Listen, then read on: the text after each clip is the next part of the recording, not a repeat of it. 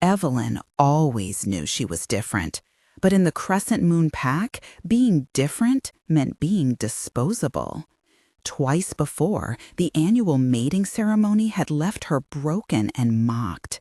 Now, as she approached the ancient stone altar for the third time, the air grew heavy with cold judgment. A devastatingly handsome beta stepped forward, his words of rejection sharp, public, and intended to crush her completely. Yet Evie's unique scent, dismissed by common wolves as weak, caught the attention of someone who truly mattered. The legendary Lycan King Duncan Drogo, an alpha stronger than all others, descended upon the scene. Ignoring alphas and betas alike, he strode directly to the rejected Omega. In a move that stunned the werewolf world, he claimed her. "Your scent is not meant for a simple wolf," he declared. "It is meant for a king." But the court was treacherous, and the beta who had cast her aside now vowed to destroy her. The scent of damp earth mingled with the sharp tang of pack anxiety, making Evelyn's stomach churn. Today, it threatened to make her sick. The morning sun, barely cresting the ridge of the Crescent Moon's territory, offered no warmth. Instead, it illuminated the ceremonial grounds where she would stand for judgment one final time. She tugged nervously at the frayed hem of her plain beige tunic, the best she owned, clean and mended, but laughable compared to the fine silks and embossed leathers worn by other unmated females. She was Evie, the pack's laughingstock, the quiet Omega, the orphan shadow who cleaned messes, ate last, and spoke only when spoken to. From her tiny attic room, she watched the pack members gather below. A small, bitter sound escaped her lips. Hope was dangerous, foolish even, yet a tiny flicker of it refused to die within her. The memory of her first rejection remained raw, an open wound that never fully healed. At 18, naive and terrified, Silas, the pack alpha's son, had sniffed the air around her, his handsome face twisted into a sneer. "Her?" he announced loudly enough for everyone to hear. "She's a barren Omega, a pack disgrace. I reject her." The second rejection, just last year, had been worse. A visiting beta from the river pack, a man with kind eyes, had studied her. For a heart-stopping moment, Evie thought he saw something more. Then he shook his head with a sigh of pity. "She isn't strong enough," he said. "I need a female who can bear strong sons, not this." His dismissive wave encompassed all of her. Too thin, too quiet, too weak. Now, at 21, she faced her third and final ceremony. If unclaimed today, she would officially become relegated to permanent menial labor, barred from future pat gatherings, destined to fade into crushing invisibility. The tiny spark of hope she clung to wasn't for grand love or even a kind mate. It was simply the desperate wish to matter, if only for a moment longer. To prove that she existed beyond their ridicule, their disdain. As she took another step toward the altar, the weight of their stares pressed down on her shoulders. She could feel the whispers already swirling like a storm, words sharper than claws, cutting deeper than teeth. But amidst the suffocating tension, there was Duncan Drogo. His presence commanded silence, his power undeniable. When he moved through the crowd, it parted like water before him. He didn't glance at the alphas or betas clamoring for his attention. Instead, his piercing gaze locked onto hers. For the first time in her life, Evie felt seen, not as the laughingstock, not as the invisible Omega, but as someone worthy. His voice rang out clear and authoritative, silencing every murmur. Your scent is not meant for a simple wolf. It is meant for a king. Though his declaration sent shockwaves through the assembly, it also ignited danger. The beta who had scorned her earlier seethed with rage, vowing revenge. And while Duncan's claim offered protection, it came with its own perils. The royal court brimmed with intrigue, betrayal, and enemies eager to exploit any weakness.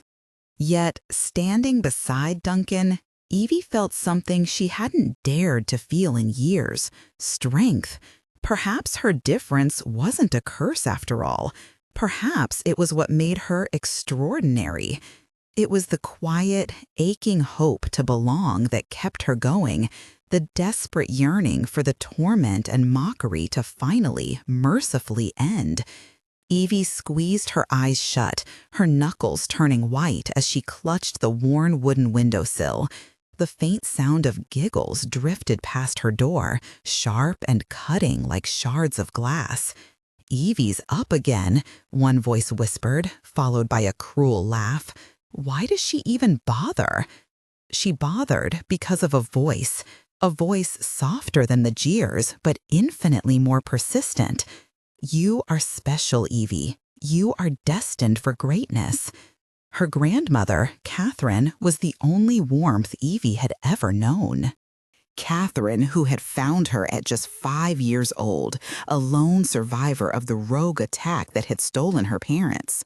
Catherine, who had taught her about herbs, letters, and life itself. And with her dying breath, Catherine had cupped Evie's face in trembling hands and made an impossible promise: greatness. What a cruel joke it felt like now. Evie didn't feel great. She felt small, insignificant, invisible. She was an omega, triply shamed. No family, no status, and a scent so bland it barely registered beyond prey-like to the dominant wolves around her. A sharp knock on her attic door shattered her thoughts. "Evie, get down here. The alpha demands all unmated females assemble now." It was Maris, the pack's head omega, her voice as sharp and biting as broken glass. Evie drew in one last shuddering breath. Her palm pressed against the smooth, cold locket Catherine had given her, hidden beneath her tunic. Destined for greatness. The words felt hollow, like a lie spun from some forgotten fairy tale, yet they were all she had left to cling to. Straightening her spine, she wrapped herself in the fragile shield of dignity she'd woven over the years. Opening the door to Maris's impatient glare, she stepped out, beginning the long, silent walk to the ceremonial grounds where her final humiliation awaited. The path to the ceremonial grounds was agonizingly familiar. Evie kept her gaze fixed on the cracked, dusty trail beneath her feet, her thin shoulders hunched as if trying to fold herself into invisibility. The stairs bore into her back, heavy and suffocating, a mix of pity, disgust, and casual cruelty. To her left, she heard 2 pack females whispering, their voices carrying easily in the tense morning air. "Honestly, can you imagine?" one began, her tone dripping with disdain. "If no one wanted her the first 2 times, what's the point of this? She's just embarrassing the alpha." "She's embarrassing herself," the other countered, her voice laced with scorn, reserved for those who dared to dream beyond their station. "A stunted omega. My mother says she's probably barren. She should have accepted her assignment at the kitchens last year." Evie's hand reflexively tightened around the locket beneath her tunic. Barren, stunted, flawed. These words were her constant companions, woven into the fabric of her daily existence. She took her place at the very edge of the group of unmated females, a small beige shadow against the vibrant colors the other girls wore. Each of them seemed to glow with confidence, or at least the pretense of it, while Evie stood apart, shrinking further into herself. The whisper swirled around her, a storm of judgment she could neither escape nor silence. Yet, deep within her chest, something flickered, fragile, defiant, and stubbornly alive. For all the weight of their words, for all the shame they tried to heap upon her, she still carried the memory of Catherine's promise: greatness. Even if it felt like a lie, it was hers. And for now, that flicker of defiance was enough to keep her standing, waiting, hoping. The atmosphere shifted suddenly, charged with an unfamiliar tension far beyond the usual pre-ceremony jitters. It was a suffocating weight of fear that settled over everyone present. Her gaze drifted past the altar to the hill rising above the valley. There stood something new, a stark, temporary structure dominating the landscape.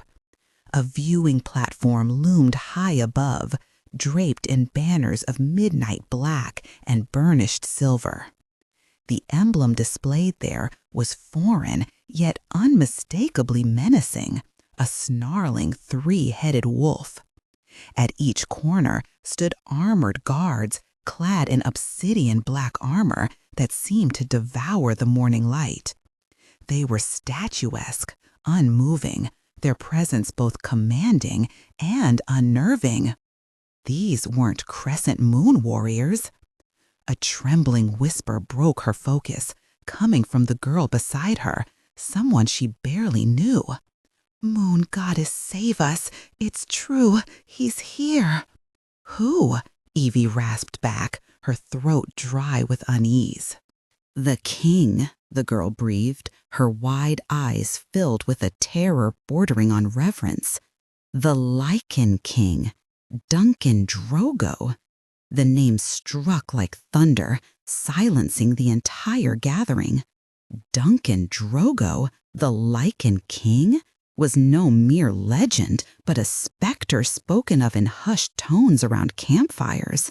An alpha among alphas, he was said to be immortal, wielding absolute dominion over all werewolf kind.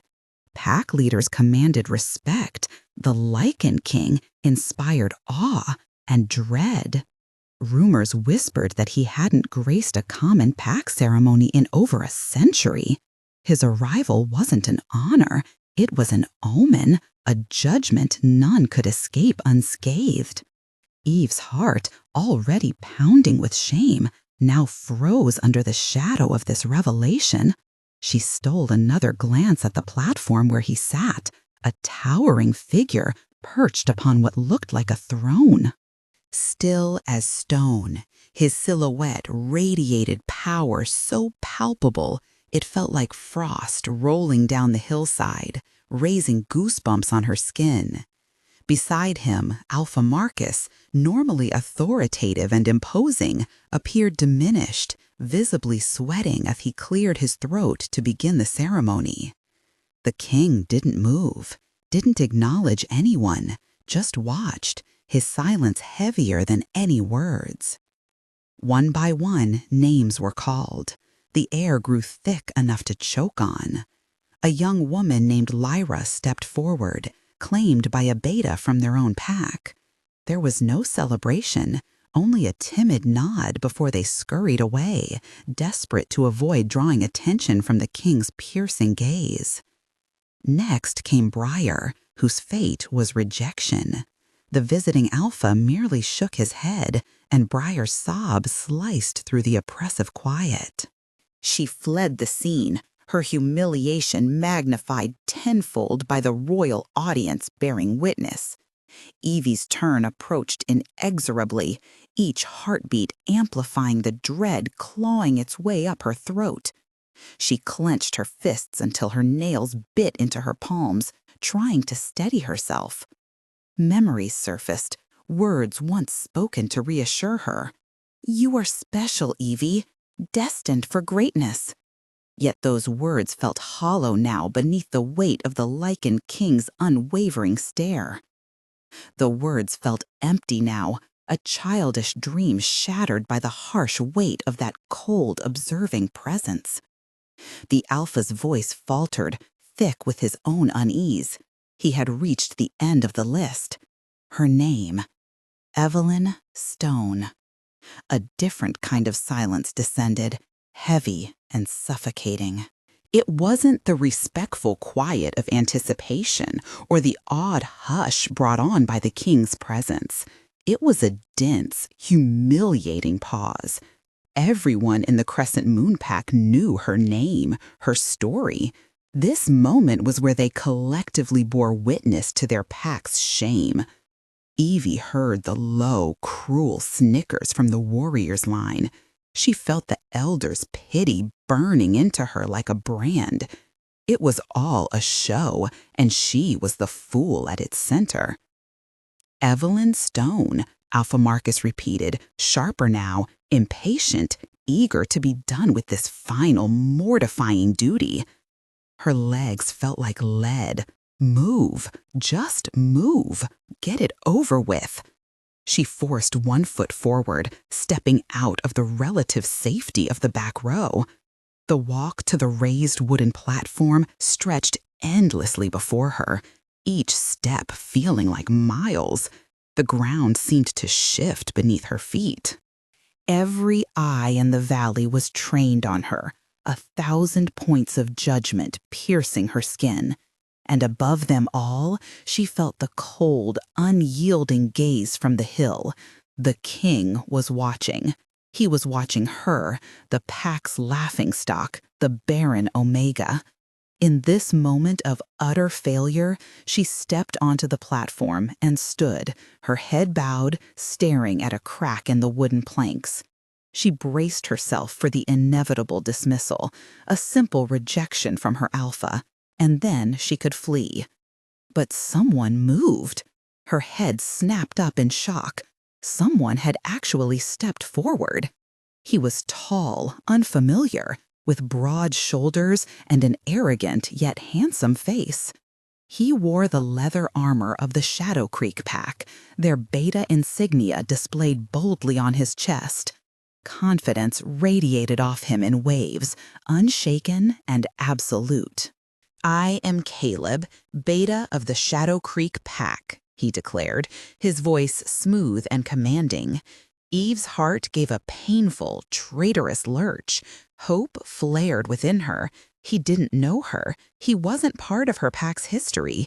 To him, she was just a female, not a cautionary tale. His eyes swept over her thin frame with genuine curiosity. He circled her slowly, deliberately, like a buyer inspecting livestock. Evie stood frozen, barely daring to breathe. Maybe, please, goddess, maybe. Caleb stopped directly in front of her. His confidence was unwavering. He leaned in, his nose inches from her throat, and took a deep, deliberate breath to catch her scent. Her scent was her deepest humiliation. It lacked the warm, fertile richness of a healthy Omega. Instead, it was faint, almost undetectable to most, but carried a strange, sharp undertone. A scent the pack healers had dismissed as wrong, stunted. Caleb's face, once alight with curiosity, twisted in an instant. He recoiled physically, pulling back as if struck. A wave of pure, unfiltered revulsion contorted his face. "What is this?" he snarled, his voice a low, venomous whisper meant only for her ears. Leaning closer, he sniffed again, and this time his expression shifted from disgust to outright fury.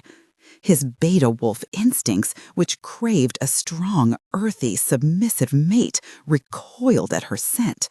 It felt foreign, cold, wrong, a manifestation of something fundamentally broken to him. Straightening to his full height, his features hardened into an expression of disdain. He wasn't merely rejecting her. He was offended, as though her very presence was an affront to him. His gaze didn't linger on her. It pierced through her, sweeping past to the crowd, to her alpha, and with a single arrogant glance even toward the king. He was putting on a show. I, Caleb, beta of the Shadow Creek Pack, he declared, his voice resonating with dramatic indignation, emphatically reject Evelyn Stone. A suffocating wave of blackness and dizziness crashed over Evie. This was the third time it had happened. The laughter began almost immediately, a soft ripple of mockery spreading like wildfire. But Caleb wasn't finished yet. Determined to assert his status before the visiting king, he added, "The Crescent Moon Pack should be ashamed to present such flawed goods during a sacred ceremony. She insults the moon goddess, tarnishing our traditions with her inadequacy." The phrase flawed goods hit her harder than any physical blow ever could. It reverberated in the stunned silence that followed his proclamation.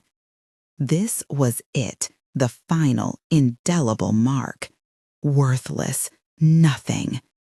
And then the laughter erupted, cruel and unrestrained, shattering her world, her hope, her soul, into fragments too small to piece back together.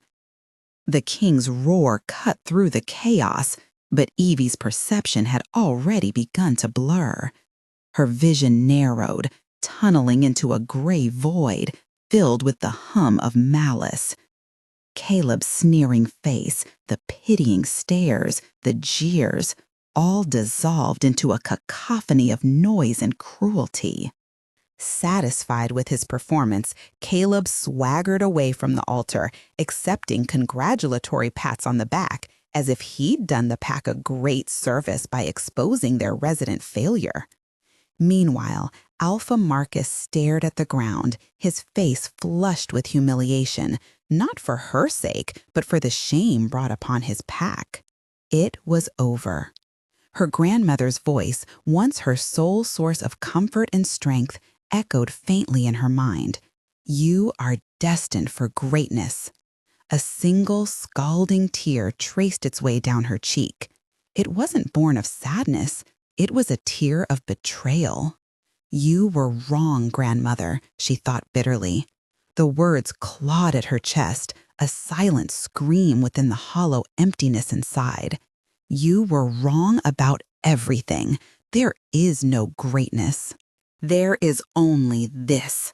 She was the laughing stock, the rejected Omega branded as flawed and unworthy.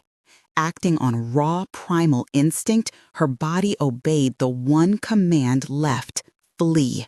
She needed to escape, to disappear into the woods where the trees stood quiet and anonymous. Somewhere she could vanish, crawl into the shadows, and simply cease to exist. She couldn't endure another second of being seen, judged, ridiculed. Pushing forward, she ran blindly, desperate to leave behind the humiliation, the pain, the weight of 3 rejections. Each step carried her further from the spectacle, deeper into the forest's embrace.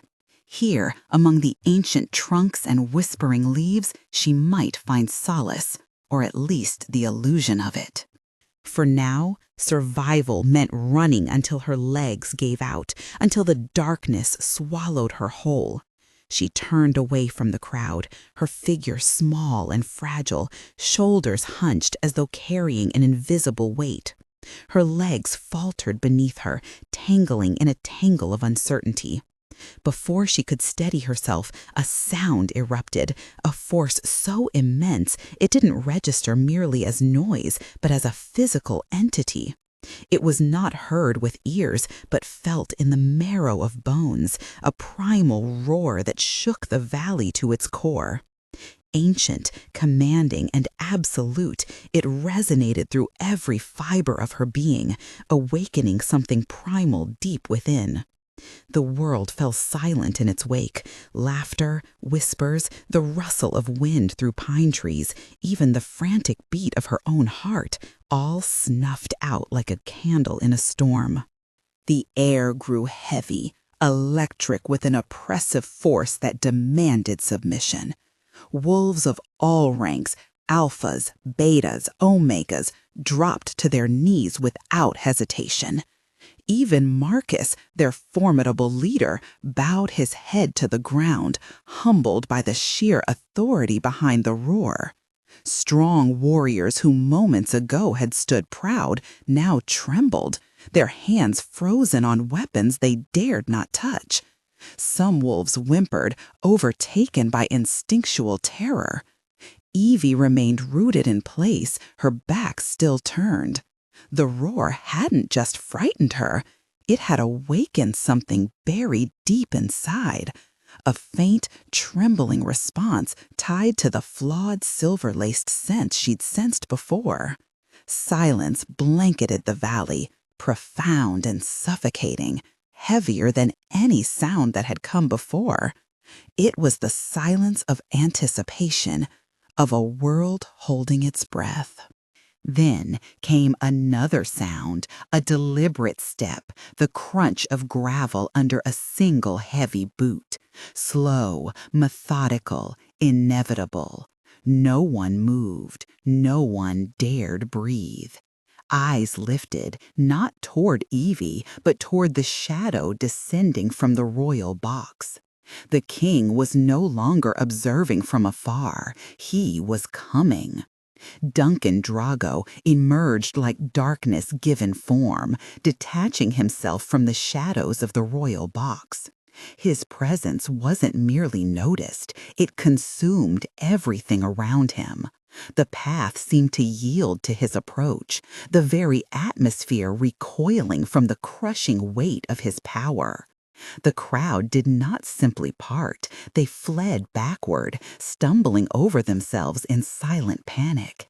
An invisible force seemed to radiate outward, pushing them aside as if repelled by his sheer dominance. His aura was palpable, a biting cold that dropped the temperature of the valley sharply. He wore dark, severe leathers that made no sound as he moved, each motion fluid yet weighted with purpose. His massive frame exuded brutal efficiency, every line and curve of his body speaking of contained strength. As he drew closer, Evie caught sight of his face, a visage carved from cold stone, beautiful yet devoid of compassion.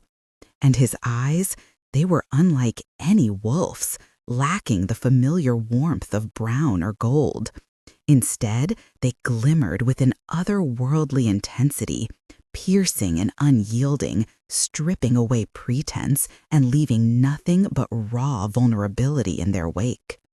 His descent into the clearing was not just a movement, but a declaration, a reminder of his unchallenged supremacy. Every step reverberated through the assembly, each one a hammer blow against resistance. The wolves cowered, their instincts screaming at them to submit, to bow lower still. Duncan Drogo was not a legend whispered about in stories. He was real, terrifying, and magnificent, a living embodiment of power that defied comprehension. The silver eyes glowed with an otherworldly light, ancient and icy, seeming to pierce through everything, to weigh and judge all at once. Evie stood frozen atop the altar, a sacrificial offering left for a dragon. Her body refused to obey. She couldn't run, couldn't breathe. The king's gaze was fixed solely on her, ignoring Alpha Marcus, who bowed so low his forehead brushed the dirt. He paid no heed to the fawning, terrified females who had mocked her earlier. With measured indifference, he strode through the center of the assembly, his heavy boots eerily silent against the packed earth until he reached the base of the altar. Towering over her, he exuded an aura of dark, ancient power. His shadow enveloped her completely, swallowing her whole. Trembling, Evie braced herself for the inevitable end. He would strike her down, punish her for being the flawed offering that disrupted this sacred ceremony, for daring to draw his attention. He tilted his head slightly, his silvery gaze sharp and analytical. Close enough now, she could smell him. A crisp, clean scent, like cold mountain air, mingled with something timeless, like millennia-old stone and rich, dark earth. When he spoke, his voice wasn't loud, but rather a low, gravelly rumble that resonated through the wood of the altar and traveled up the soles of her feet. It felt personal, yet it carried effortlessly to every corner of the silent valley. "The third rejection," he declared, his tone calm yet lethal, "seals your freedom from a fate too weak to claim you." The words hit her like a thunderclap, jolting her blurred vision into focus. She stared at him, disbelief coursing through her veins. His silver eyes held neither disgust nor pity, only recognition. Taking one slow, deliberate step onto the altar, he brought himself level with her. His overwhelming presence pressed down on her, suffocating in its intensity. Leaning closer, his gaze flickered briefly to the pulse point on her neck, where her unique silver-laced scent was strongest. A strange, dark expression crossed his features. "Your scent," he announced, his voice rising with cold, authoritative clarity, carrying to every cowering wolf present. "Your power is not meant for a simple pack wolf." His piercing gaze shifted deliberately toward Caleb, pinning the arrogant beta with a look so frigidly dismissive that Caleb physically recoiled. A low, terrified whimper escaped his throat as his bravado crumbled into primal fear. The king's attention returned to Evie, narrowing the universe to just the two of them standing on the platform of her shame. He didn't touch her. He didn't need to. Instead, he extended one large hand clad in black gloves, palm facing upward. It wasn't a request or an offer. It was a command. It is meant for a king. Reality snapped back into place for Caleb in a rush of hot, sour adrenaline. Still frozen mid-motion, his hand hovered awkwardly from the slap he'd been delivering to his packmate moments before. The Lycan King was already walking away, and Evelyn Stone, the supposedly flawed Omega, followed without a backward glance. The moment she placed her fragile, trembling hand into the king's gloved one, the atmosphere shifted. She was led away as though she were a delicate artifact, and the overwhelming pressure of the king's authority dissipated as his entourage vanished over the horizon. The valley buzzed with hushed, frantic whispers in their wake. Did you see his gaze? He simply took her. What could this mean for a king? Caleb felt a cold sweat trickle down his neck. His wolf cowered, tail tucked between its legs, utterly subdued by the raw dominance on display. A beta himself, he had been dismissed like an inexperienced pup, despite having showcased his strength and worth moments before. "Caleb, man, are you okay?" Marcus's voice broke through the haze, his hand landing heavily on Caleb's shoulder. Caleb flinched, shrugging it off with a growl. "I'm fine." But he wasn't. A suffocating wave of humiliation surged up his throat, choking him. He had publicly rejected what he deemed unworthy, only for the alpha of alphas to declare it invaluable. This wasn't just about making her seem exceptional. It made him look blind, foolish, weak. Goddess help him. Marcus exhaled sharply, his tone laced with mockery. Caleb, you fool. That scent. The king recognized it. He knew exactly what it meant. And you? You cast her aside. Another voice joined in, another beta from his own pack, his words dripping with feigned pity. Don't be too harsh on him, Marcus. How could he have known?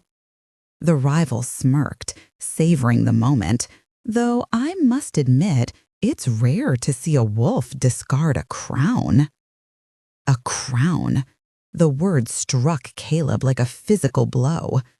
Laughter rippled through the gathered packs, starting low but growing louder.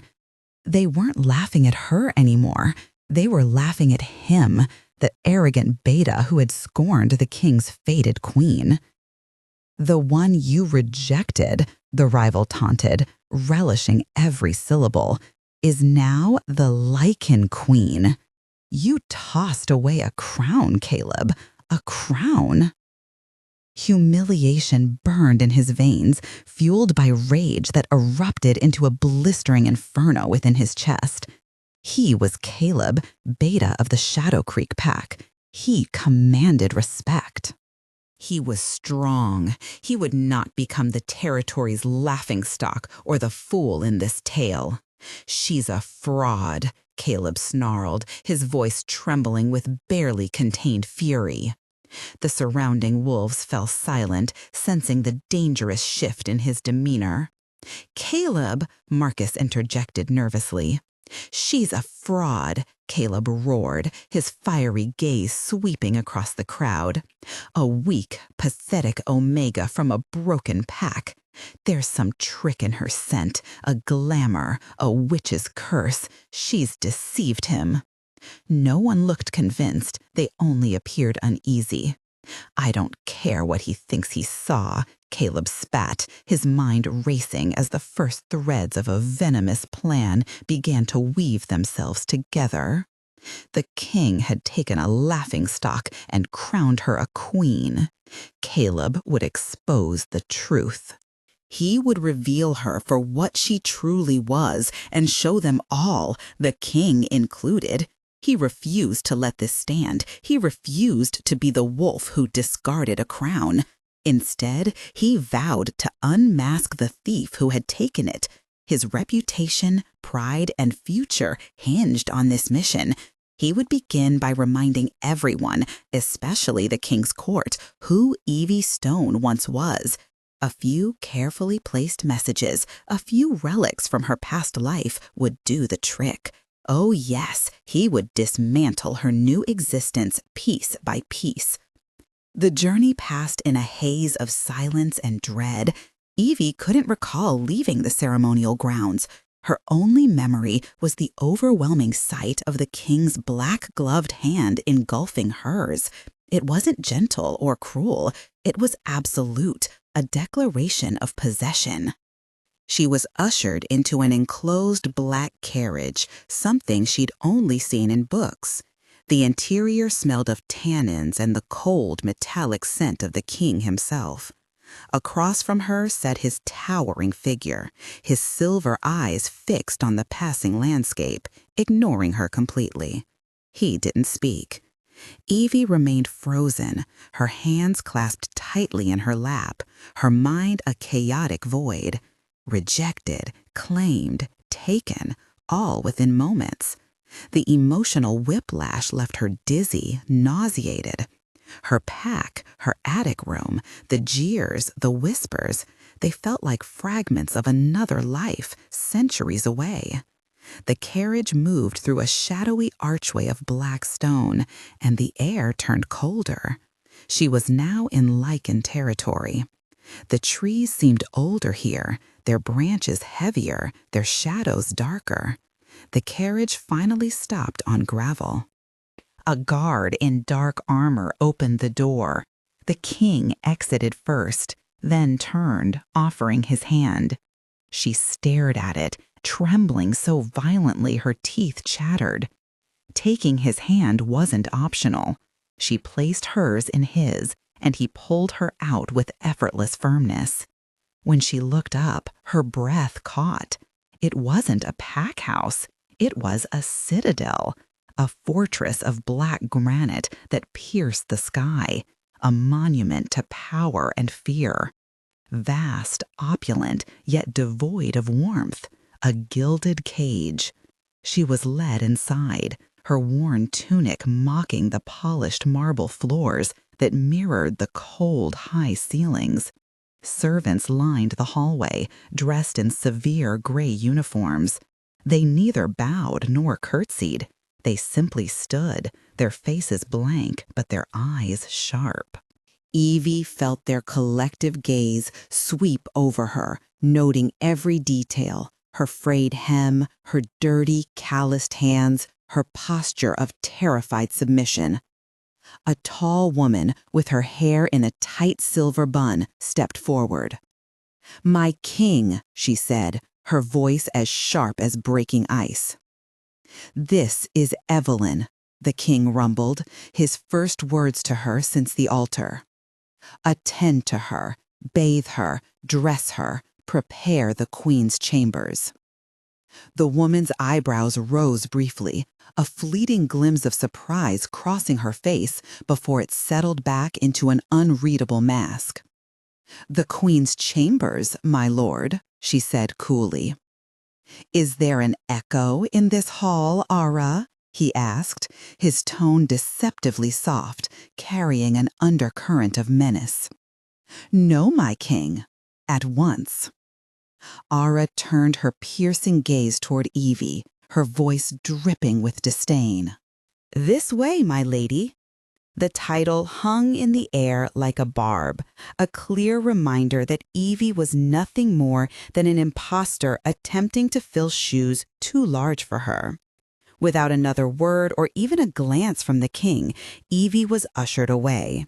She was led through labyrinthian corridors, their walls lined with cold stone that seemed to whisper secrets of centuries past. Up winding staircases they climbed, each step echoing ominously in the vast emptiness around them. When they finally reached their destination, rough-handed servants descended upon her, scrubbing her skin until it burned, as though trying to erase every trace of who she had been, her scent, her origins, her very essence. They dressed her in a silk gown so delicate it felt like liquid against her flesh, and then left her alone in a room so immense it dwarfed everything she had ever known. The space was overwhelming. A fireplace tall enough to swallow a man whole stood unlit, its gaping maw a silent sentinel in the corner. At the center of the chamber loomed a bed, a monstrous four-poster carved from black wood and swathed in shimmering silver and black silks. Beyond the towering glass wall lay a sheer drop, plunging 1,000 feet into the abyss below. This was her new reality, opulence laced with isolation, grandeur steeped in fear. She backed into a corner, arms wrapped tightly around herself, reduced to a trembling shadow swallowed by the crushing weight of luxury. A sharp knock shattered the silence, reverberating against the massive door. A servant's voice called out, formal and detached, "The king will see you now." Evie was escorted to a dining hall that felt less like a place for meals and more like a cavernous tomb. High above, the ceiling disappeared into shadows, while before her stretched a table, a single slab of polished black wood capable of seating 50. Tonight, however, only 2 settings awaited occupants, placed at opposite ends of the expanse, creating an insurmountable distance between them. King Duncan Drogo stood near the roaring fireplace, his figure illuminated by flickering flames. In his hand, he held a goblet filled with dark wine, the firelight catching the silver flecks in his eyes, making them smolder like embers. He wore no crown, no armor, just a simple black tunic and trousers that did little to conceal the raw power coiled within him. Here, he was not merely a king, but a predator ruling over his domain. "Sit," he commanded, without sparing her a glance. Evie scurried to obey, perching precariously on the edge of the heavy throne-like chair at the far end of the table. Servants emerged silently from the shadows, placing plates laden with food before her. Roasted meats glistened under the firelight. Strange, dark vegetables were arranged with precision. Bread so fine it dissolved on her tongue sat untouched.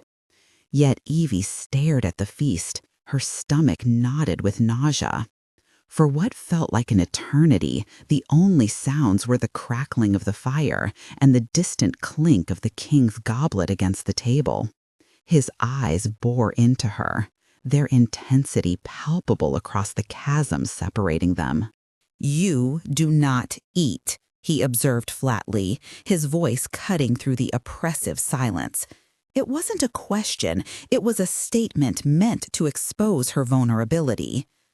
"I am not hungry, my king," she murmured, her voice barely audible amidst the vastness of the room.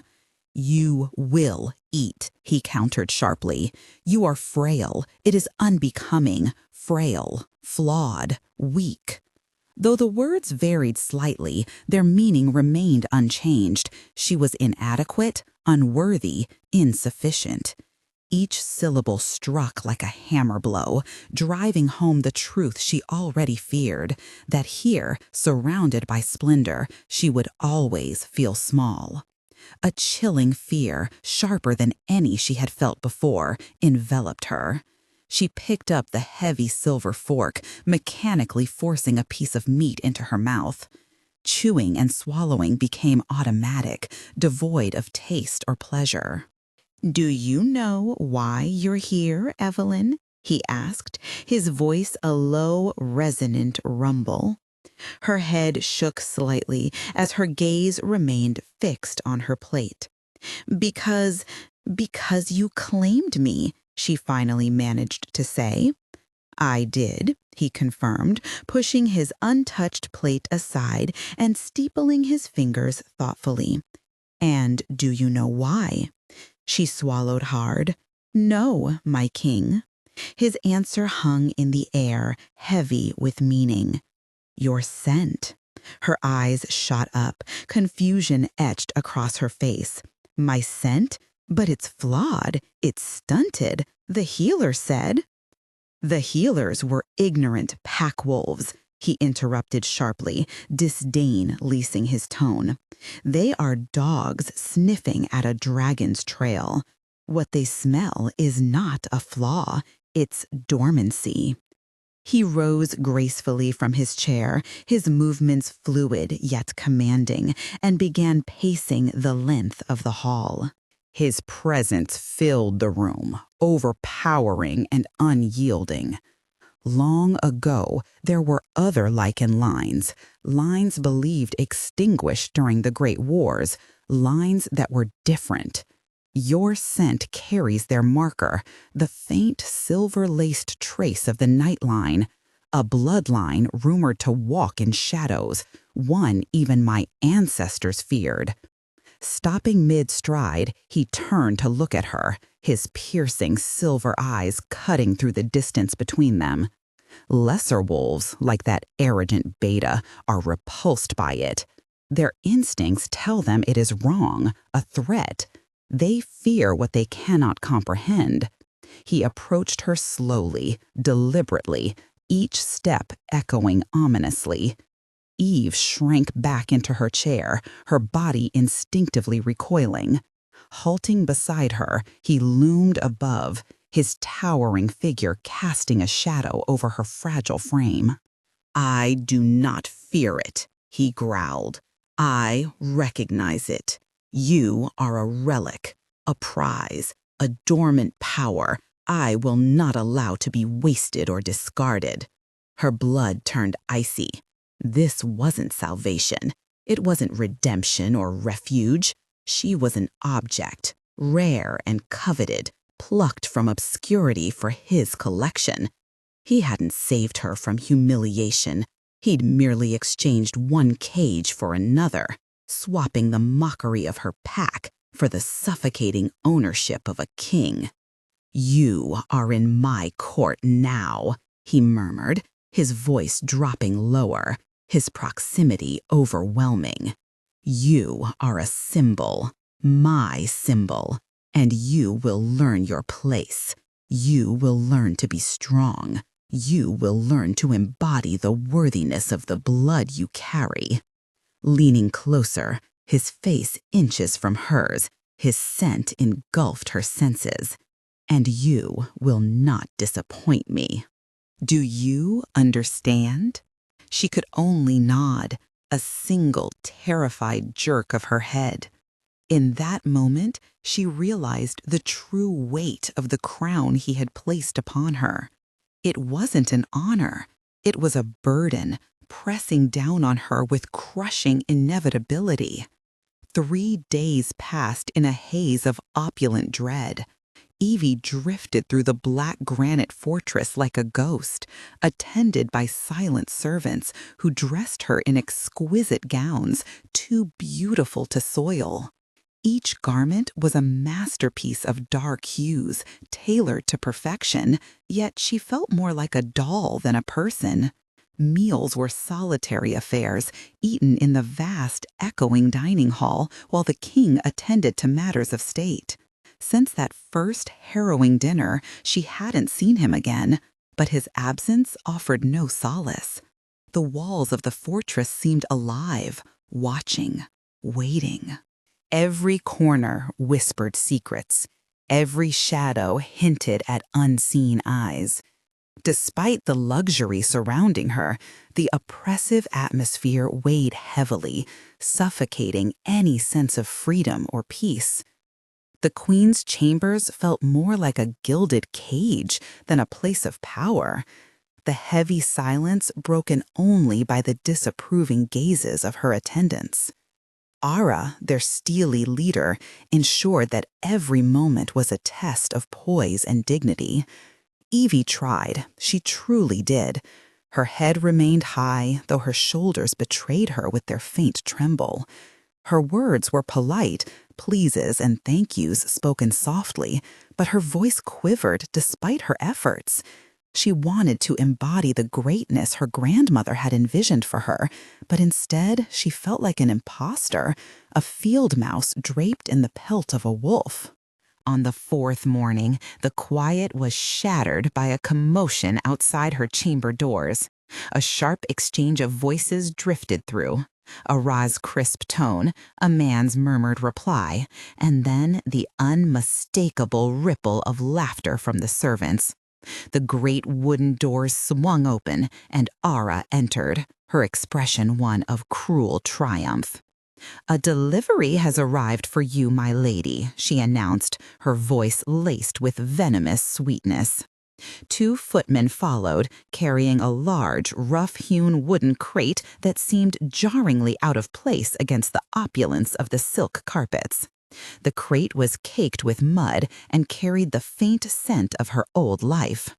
"From your former home," Ara said, her lips curling into a false smile. "Beta Caleb of the Shadow Creek Pack was so considerate.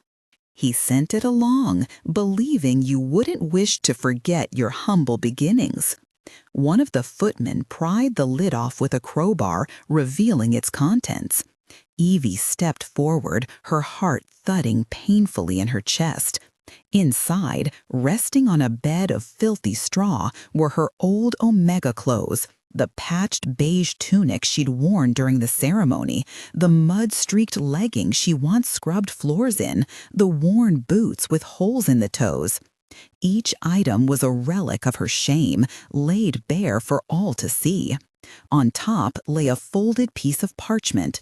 Evie's hands shook as she picked it up. It wasn't a personal letter. It was a public proclamation written in bold, arrogant strokes meant for everyone to read. Addressed to Lady Evelyn, The title dripping with mockery, it began. Lest you forget your humble roots amidst the splendor of the Lycan court, I have taken the liberty of sending along your true finery. We recall fondly how you appeared in them, particularly the time you stumbled into the mud pit outside the kitchens. Ah, what a clumsy little omega you were. Your old friends at Shadow Creek are not proud, but rather amused to see how far you've climbed. Do not forget us. Signed, Beta Caleb of the Shadow Creek Pack. Evie stared at the words, her vision blurring as tears welled up. This wasn't just a reminder of who she used to be. It was a weapon, a deliberate blow designed to expose her deepest insecurities. Caleb had sent proof, tangible evidence for this cold, judgmental court to feast upon. Proof that she was exactly what they suspected, a fraud, a clumsy, dirty omega who had somehow tricked fate and a king into elevating her station. Her gaze lifted, clearing through the haze of tears. Arena stood watching, a thin, cruel smile playing on her lips. The other servants whispered behind their hands, their eyes gleaming with undisguised delight at her humiliation. It was happening again, the laughter, the whispers, the suffocating weight of shame. Just like at the ceremony altar when she'd been stripped of dignity in front of everyone. Caleb had reached across territories to drag her back to the same place she'd fought so hard to escape. No matter how far she climbed or how regal she tried to appear, she would always be the laughingstock, the omega who didn't belong. The rumors raced through the citadel like a venomous breeze, and Evie felt their sting immediately. The servants' gazes, once merely cold and evaluating, now brimmed with open disdain. They brought her lukewarm tea as if by accident, left her chambers frigid by neglecting to light the fire, and whispered just within earshot as she passed. The words stung, mud pit omega, his majesty's dirty little stray. She was trapped, and Caleb's unseen hand tightened its grip around her throat. Evie wanted nothing more than to retreat, to lock herself away in her rooms and never emerge. But Caleb had informed her, with that same cruel smile playing on his lips, that the king required her presence in the grand gallery later that afternoon. All high-ranking members of the court would be there. It wasn't a request, it was an order. She stood still as attendants dressed her in a gown of deep emerald silk, pulling her hair painfully tight into an elaborate updo. Their roughness seemed deliberate, almost gleeful.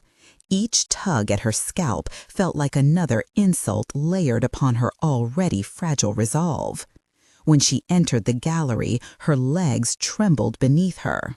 The vast room shimmered with opulence. Tables laden with fine wine and decadent food, surrounded by Lycan nobles draped in exquisite garments. Tall and imposing, their eyes carried the same predatory gleam as the king's. As soon as she stepped inside, the murmured conversations faltered, then ceased entirely. A heavy silence followed her, broken only by the familiar whispers. The beta's gift fell in a mud pit. Her heart sank. Desperate for some semblance of safety, Eve's eyes sought out the king. He stood near a shadowed alcove, speaking with a scarred general whose wolfish features mirrored the sharp edges of the courtiers around him. For a fleeting moment, their eyes met across the crowded hall. His face remained impassive, unreadable, a mask of cold stone. Then he turned back to his conversation without acknowledgement or intervention. He was letting this happen. He was offering her no protection, abandoning her to their judgment. A tall noblewoman detached herself from a cluster of aristocrats and glided toward Evie. Diamonds glittered at her throat, and her smile was all teeth. "Ah," she purred, her voice cutting through the sudden hush. "You must be the acquisition." She circled Evie, much like Caleb had done earlier, her gaze lingering on the simplicity of Eve's unadorned gown. "I am Lady Vorna," she announced, her tone dripping with condescension. "And I must say, the king certainly has eclectic tastes." "Lady Vorna," Evie managed, her throat parched, every instinct in her body screaming to flee. "Caleb of the Shadow Creek Pack is a cousin of my line," Vorna continued, her voice saccharine yet laced with menace. "He sent me a letter, you see, told me all about your quaint little life." She leaned closer, her cloying perfume suffocating. "Tell me, dear," she drawled, "how does one such as yourself find her way to a throne? Was it mere luck, or did you offer something more specialized?" The insult hit hard, disgusting and raw. Nearby nobles tittered behind gloved hands, their amusement cruel. Evie's cheeks burned with shame so intense it felt like fever. Once again, her eyes darted to Duncan, still watching, his expression icy and distant. He knows he's testing me, waiting for me to fail. The realization crashed over her like freezing water. He expected her to break, to crumble under the weight of their ridicule. And in that moment, something inside Evie shifted. The expectation of her weakness ignited a spark within her chest, something fierce and defiant. If they wanted to see her fall, she wouldn't give them the satisfaction. It was a sensation she had never been permitted to experience. Not fear, not shame. No, this was something far deeper, colder, and more searing. Her grandmother's voice echoed in her mind like a distant thunderclap. "You are destined for greatness." Evie straightened her spine, though her hands still quivered uncontrollably. Clenching them into fists at her sides, she locked eyes with Lady Vorna, whose gaze dripped with mockery and cruelty. When Evie finally spoke, her voice was low and trembling, but carried no trace of victimhood. Instead, it resonated with the icy weight of dormant power. "I may be a stray, Lady Vorna," she said, slicing through the silence like a blade. "But at least I am not a coward who chains herself to the gossip of a bitter, jealous beta." The gallery fell deathly silent. Lady Vorna's polished smile faltered, then shattered entirely as shock and fury widened her eyes. An Omega had dared insult her publicly.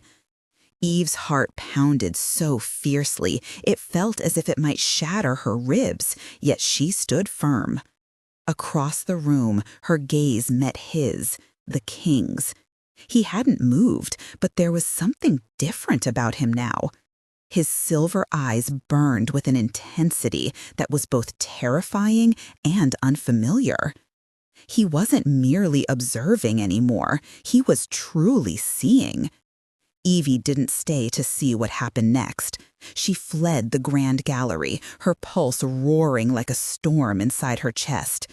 There was no waiting for dismissal, no backward glance at the king or the livid expression frozen on Lady Vorna's face. She ran through the echoing halls of Blackstone, her emerald silk gown whispering against the stone floor, her breaths coming in sharp, panicked bursts. Surely the guards would come for her. Surely they would drag her back for her insolence. How dare an Omega speak to a high-born Lycan noble as though she were some tavern brawler? She had humiliated the king. She had sealed her doom. She burst into her chambers, slamming the heavy wooden doors behind her, and collapsed against them, her entire body racked with tremors. It was over. She had destroyed everything. Caleb had been right all along. She was nothing more than a pitiful common omega, reckless, graceless, worthless. Minutes passed, then hours. No one came. No guards arrived to haul her away. No icy decree descended from above to pronounce judgment. Only silence remained, thick and suffocating. That evening, Arara appeared. Her face was rigid, her lips pressed into a pale, thin line. In her hands, she carried not a summons to execution, but a small cedarwood dox, familiar and worn. "This was found among the refuse sent from your old pack," Arara said tersely. "It was overlooked with the other items. His Majesty ordered it delivered to you."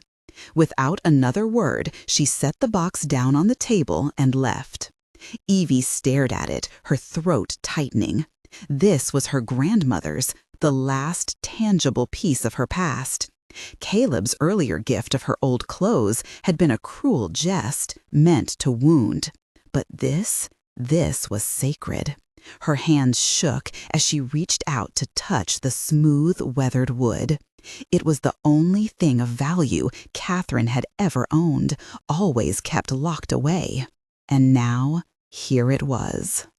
The lid lifted easily. It wasn't secured. Nestled on a bed of faded velvet lay a solitary item, a silver locket distinct from the modest one Evie habitually wore. This piece was weighty and elaborate, adorned with an unfamiliar emblem, a crescent moon cradled by a willow branch. Its beauty was undeniable, yet it exuded a chilling aura, resonating with a faint dormant energy that tingled her fingertips. Beneath the locket rested a folded, yellowed parchment bearing her grandmother's handwriting, frail yet exacting. "My beloved Evie," it commenced. "If you are perusing this, the gravest has transpired, and I am no more. It also signifies that you tread the path I both dreaded and hoped for. I withheld truths from you. My utterances about your greatness were not mere solace, my dear. They foretold prophecy. My name wasn't always Catherine Stone. I was born Sansa of the Vesper lineage, known as the Nightline. We differed from other Lycans. Our strength didn't stem from fury, but from the moon's shadow. We were sensitives, seers, shrouded in shadows. Other, more aggressive lines like the Drogo feared us, dubbing us unnatural, feeble, and frigid. They pursued our annihilation, believing our line extinct. I absconded, concealing my essence among common packwolves. I presumed myself the last. Then I discovered you, an orphan, bereft of parents, slain by rogues. Yet, Evie, your scent mirrored mine, our bloodline latent but alive. You epitomize the final vestige of our heritage. Your aroma serves as a beacon. Lesser wolves, akin to those in our pack, dread it. They perceive barrenness or defect because it doesn't echo a simple wolf. However, a true Lycan, an ancient one, will discern it. He will pursue you. He will claim you. Do not let them view you as a trophy or relic. You transcend them. Your frailty is your might. Where they embody rage, you personify stillness. Where they exhibit fire, you embody shadow. Such is your fate. My cherished girl, you are the lingering echo of the moon's shadow. Be valiant. Be magnificent. Evie collapsed to her knees, clutching the letter. Her grandmother, her whole existence, a fabrication, a safeguard, a prophecy. She wasn't defective. She wasn't shattered. She was Lycan. She belonged to the Nightline and the king. He hadn't merely gathered her, he comprehended her. Her outburst at Lady Vora wasn't an ordinary Omega's tantrum. It marked the initial flicker of her authentic, shadowed lineage. The following morning, Evie refrained from concealment. When the attendants arrived, they found her poised by the expansive glass wall, clad in the plain dark tunic she had slept in, the substantial silver locket from Catherine's box securely fastened around her neck. A newfound fragility tempered her demeanor, cold yet unyielding. The fear persisted, a subdued vibration beneath her skin, but it no longer governed her. Where they are fire, you are the shadow. Ara appeared, her countenance veiled in disapproval. You are summoned by the king to the war council chamber. Immediately don the blue silk. No, Evie replied. Her voice was calm, though quiet, carrying no hint of tremor for the first time within the citadel's walls. I will wear this. Ara's eyes widened in disbelief, her lips parting to protest, but something in Eve's composed demeanor, the cold, steady glint in her gaze, halted her words. All authority seemed to falter against this newfound resolve. As you wish, my lady, Ara muttered, the title bitter on her tongue. Eve walked alone to the War Council chamber. It was a shadowy, circular room dominated by a massive stone table etched with an intricate map of the territories. At its head sat the king, flanked by the scarred general she had seen earlier, and a group of stern-faced Lycan nobles. Lady Vorna stood among them, her face pale with fury, humiliation burning in her darkened eyes. As Eve entered, the room fell silent. Every pair of eyes turned to her plain tunic and unadorned hair, a deliberate choice that spoke volumes. You are late, the king rumbled, his silver gaze inscrutable. I am not, Eve replied evenly. I am here. She took a seat at the far end of the table, ignoring the weight of their stares. The scarred general resumed his report without delay. The Red Fang pack is raiding our borders, my king. They strike and retreat before we can respond. Sending legions after them is futile. They vanish into the wilderness. This constant harassment drains our resources. We must make an example of them. Lady Vorna cut in sharply, her voice strained and high-pitched. Send 3 legions, burn their packlands to ashes, let them feel the cost of defying your domain. That is reckless, the general growled. It plays directly into their hands. They want us to stretch our forces thin to weaken our supply lines. And what do you propose, General? Vorna sneered. Allow these mongrels to nibble at our borders unchecked? The argument swelled as the nobles chimed in, each vying for dominance with grandiose displays of power that offered no real solutions. Eve listened silently, her thoughts drifting back to her old pack, to harsh winters and desperate rogue bands stealing from their stores. They are hungry, she said suddenly, her voice slicing through the chaos like a blade. The room stilled. What did you say, stray? Vorna spat, venom dripping from her tone.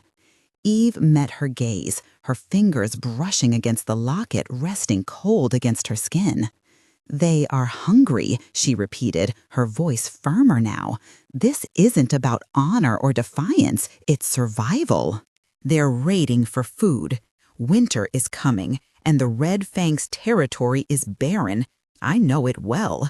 Their attacks target your grain storehouses, not your armories.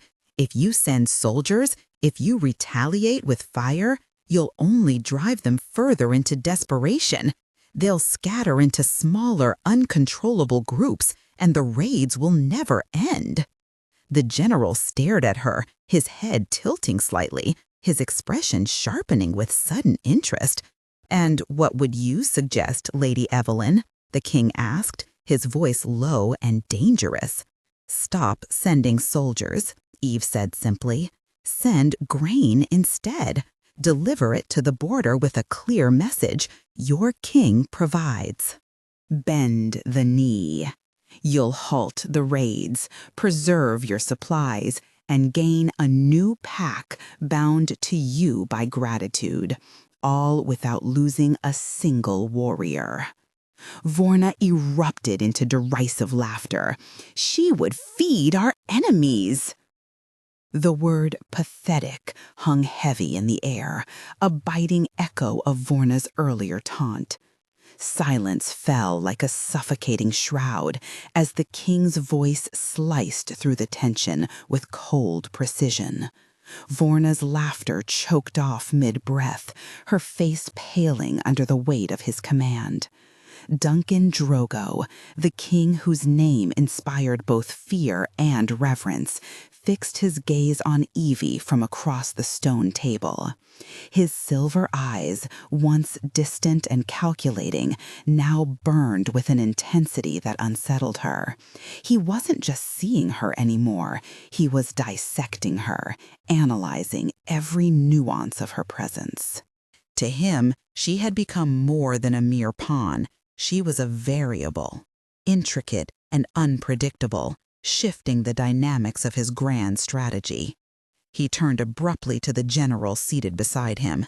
"Send the grain," he ordered, his tone leaving no room for hesitation. "Double the guard. Dispatch an emissary. I want the Red Fang Alpha kneeling before me by the first snowfall." Rising from his seat, Duncan cast one final glance over the silent assembly. His gaze lingered on Evie, piercing and deliberate. For the first time, there was no trace of possession or irritation in his expression, only pure, unfiltered respect. It was an acknowledgement she hadn't expected, but it carried its own weight, pressing down on her chest as though demanding something in return. 2 days later, the summons came, not to the opulent dining hall or the echoing chambers of the court, but to the private training grounds deep within the citadel. The courtyard sprawled before her, windswept and ancient, its cracked paving stones whispering stories of battles fought long ago. There, waiting for her, stood Duncan. Stripped to the waist, his body was a testament to years of combat, a landscape of corded muscle etched with silvery scars. He exuded raw power, primal and untamed, every inch the warrior king legends were made of.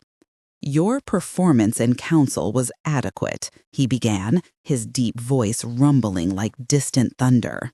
"You possess the instinct of your bloodline, a shadow's instinct. But instinct without control is nothing more than a liability. Your outburst at Vorna proved that much. You are a queen, not some brawling pup." Evie bristled, crossing her arms defiantly. "And you're a king, not a collector. You knew what I was, yet you never told me." "I told you all you needed to know," he replied, unfazed. "That your bloodline is ancient. The specifics mattered little until you demonstrated you were more than a frightened girl."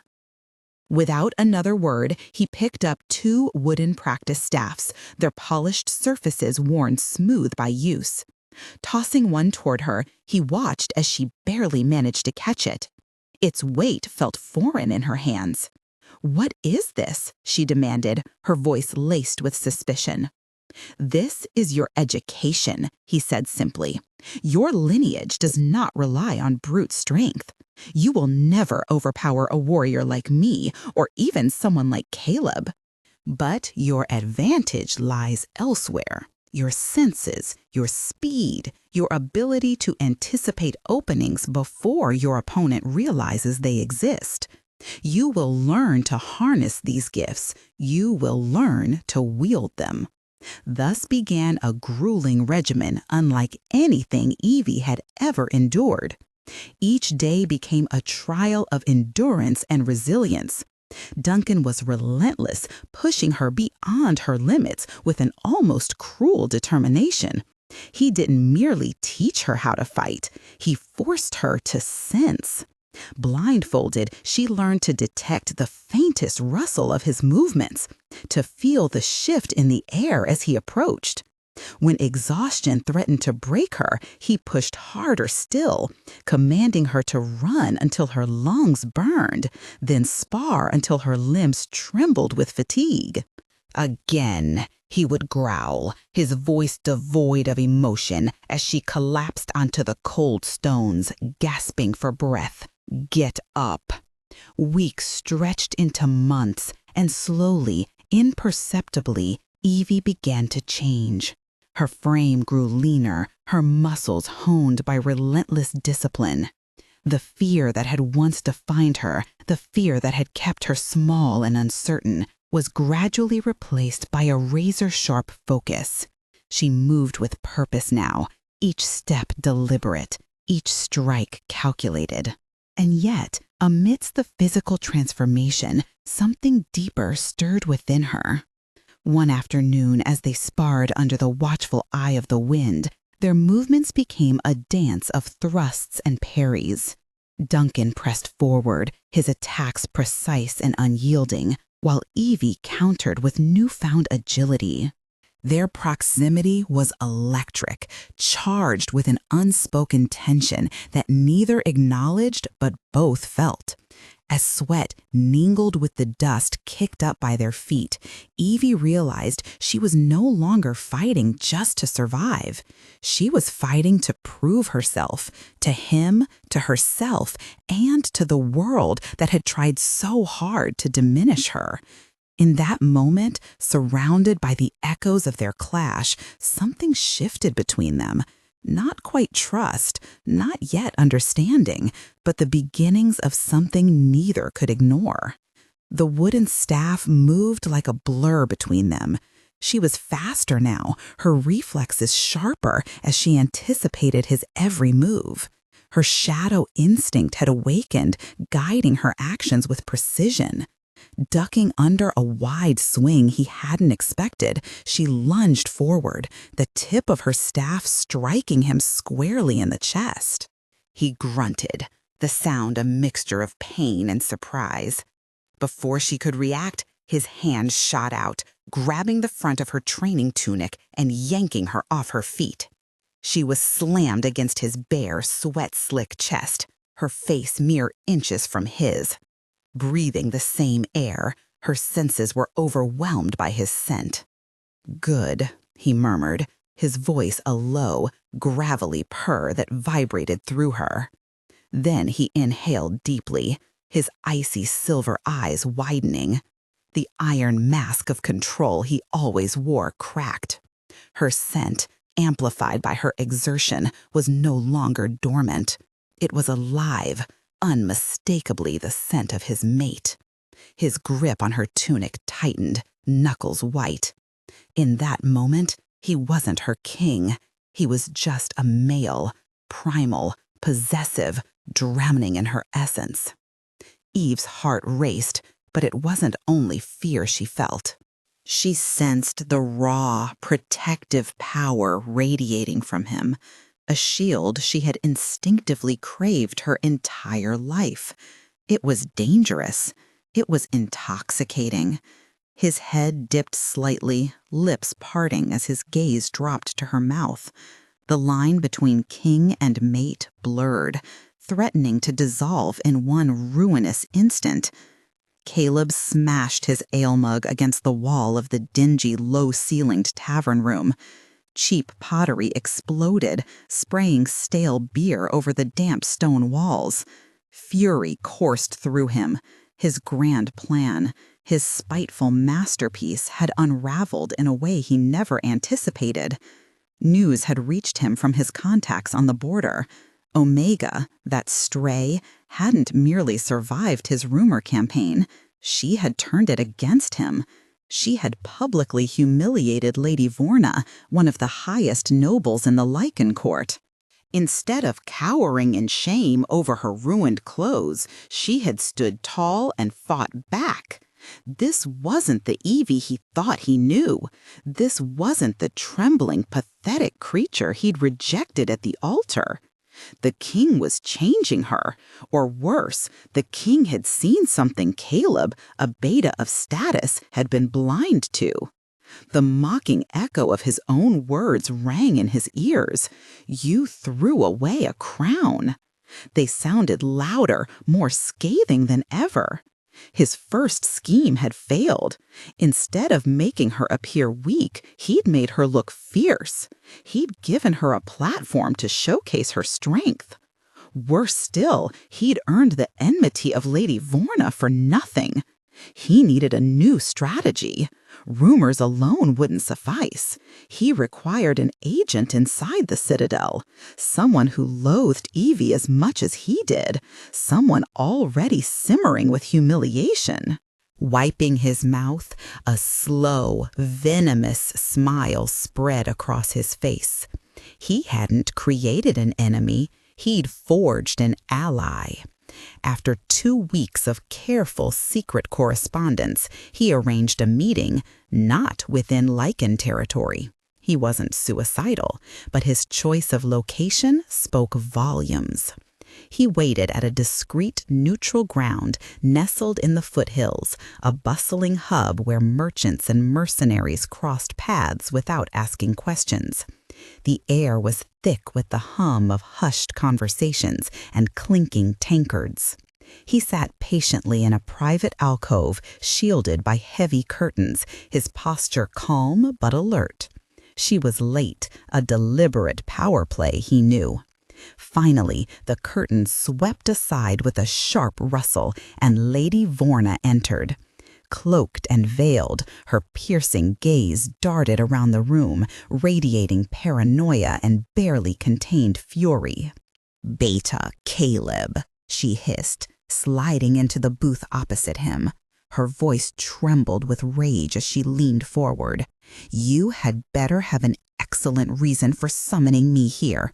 If I'm discovered—" "You won't be," Caleb interrupted smoothly, his tone dripping with calculated confidence.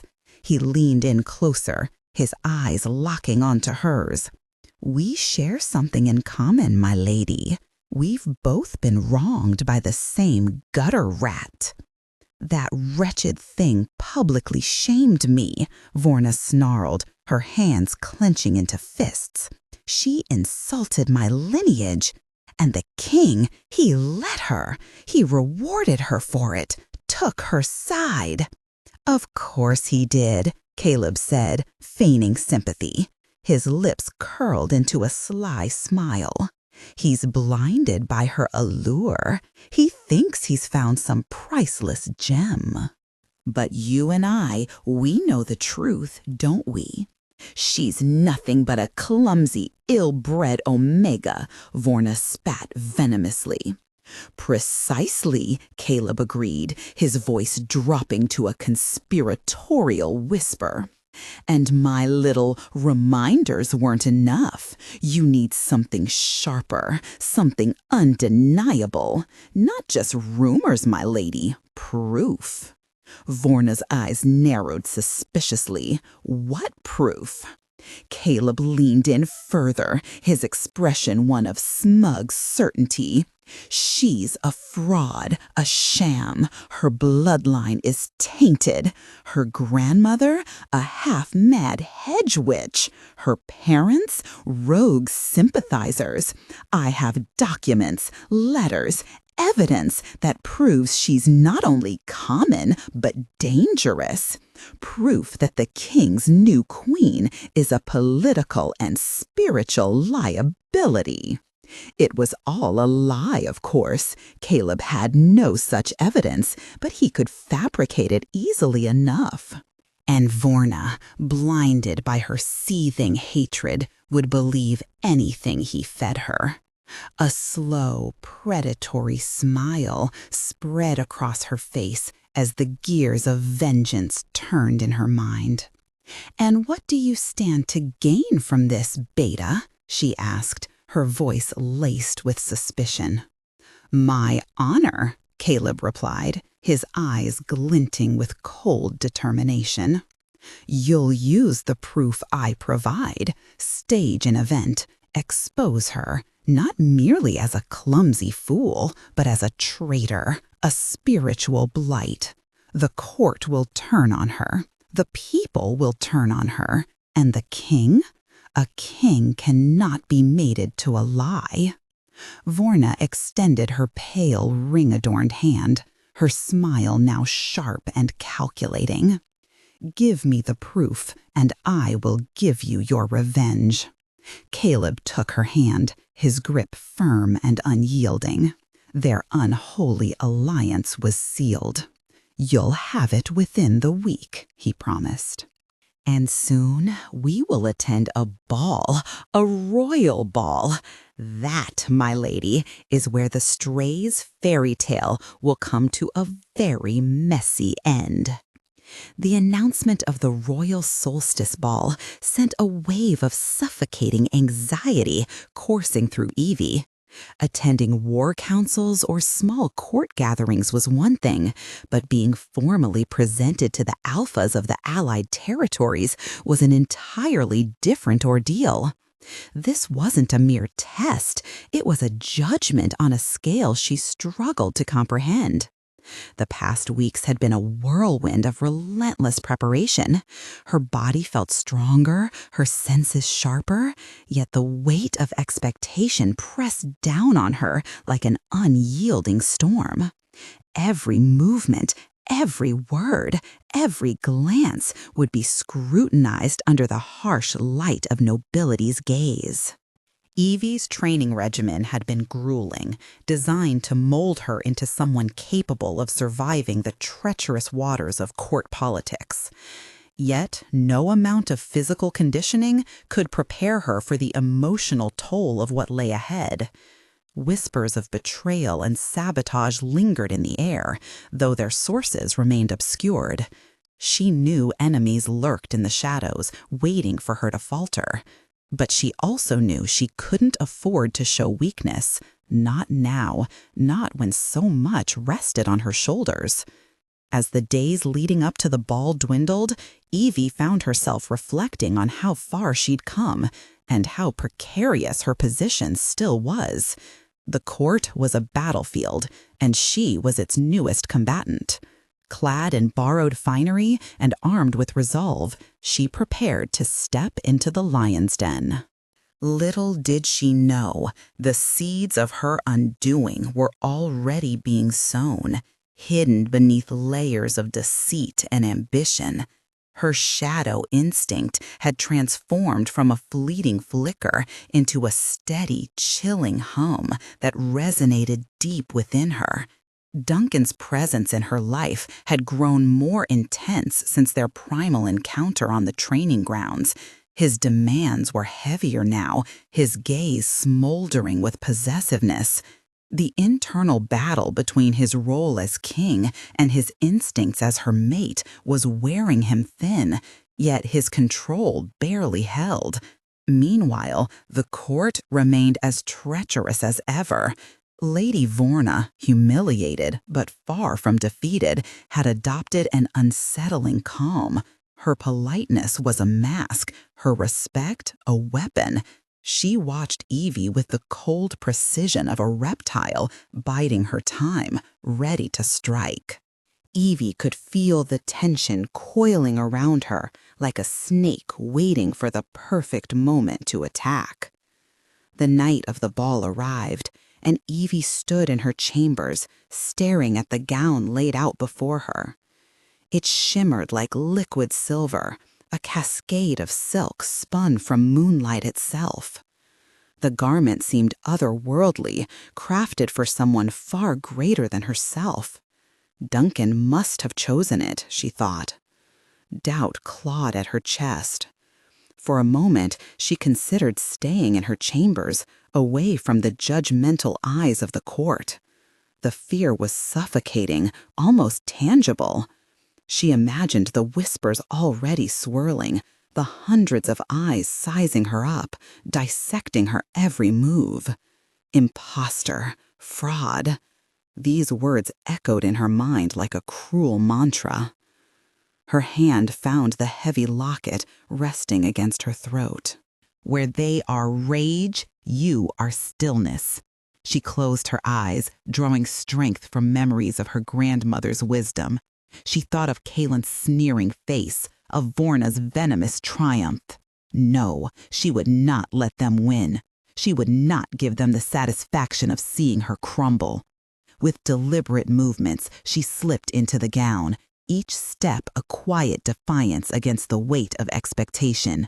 When she emerged from her chambers, it was not with the trembling uncertainty of prey, but with the calculated grace of a predator. Descending the grand staircase felt like stepping into a sea of glittering danger. The ballroom was alive with power. Alphas, betas, and nobles from across the continent mingled beneath the glow of massive chandeliers. The music halted mid-note, the chatter fading into an oppressive silence. Every eye turned toward her. Near the great fireplace, Lady Vorna stood poised, a glass of wine in one hand, her lips curled into a tight, anticipatory smile. She was waiting, watching for any misstep, any crack in Evie's composure. But Evie did not falter. She walked forward, her head held high, her gaze sweeping across the room. She met the curious stares, the disdainful glares, the calculating eyes, refusing to be reduced to mere spectacle. At the base of the stairs, the silence stretched taut, heavy with unspoken judgment.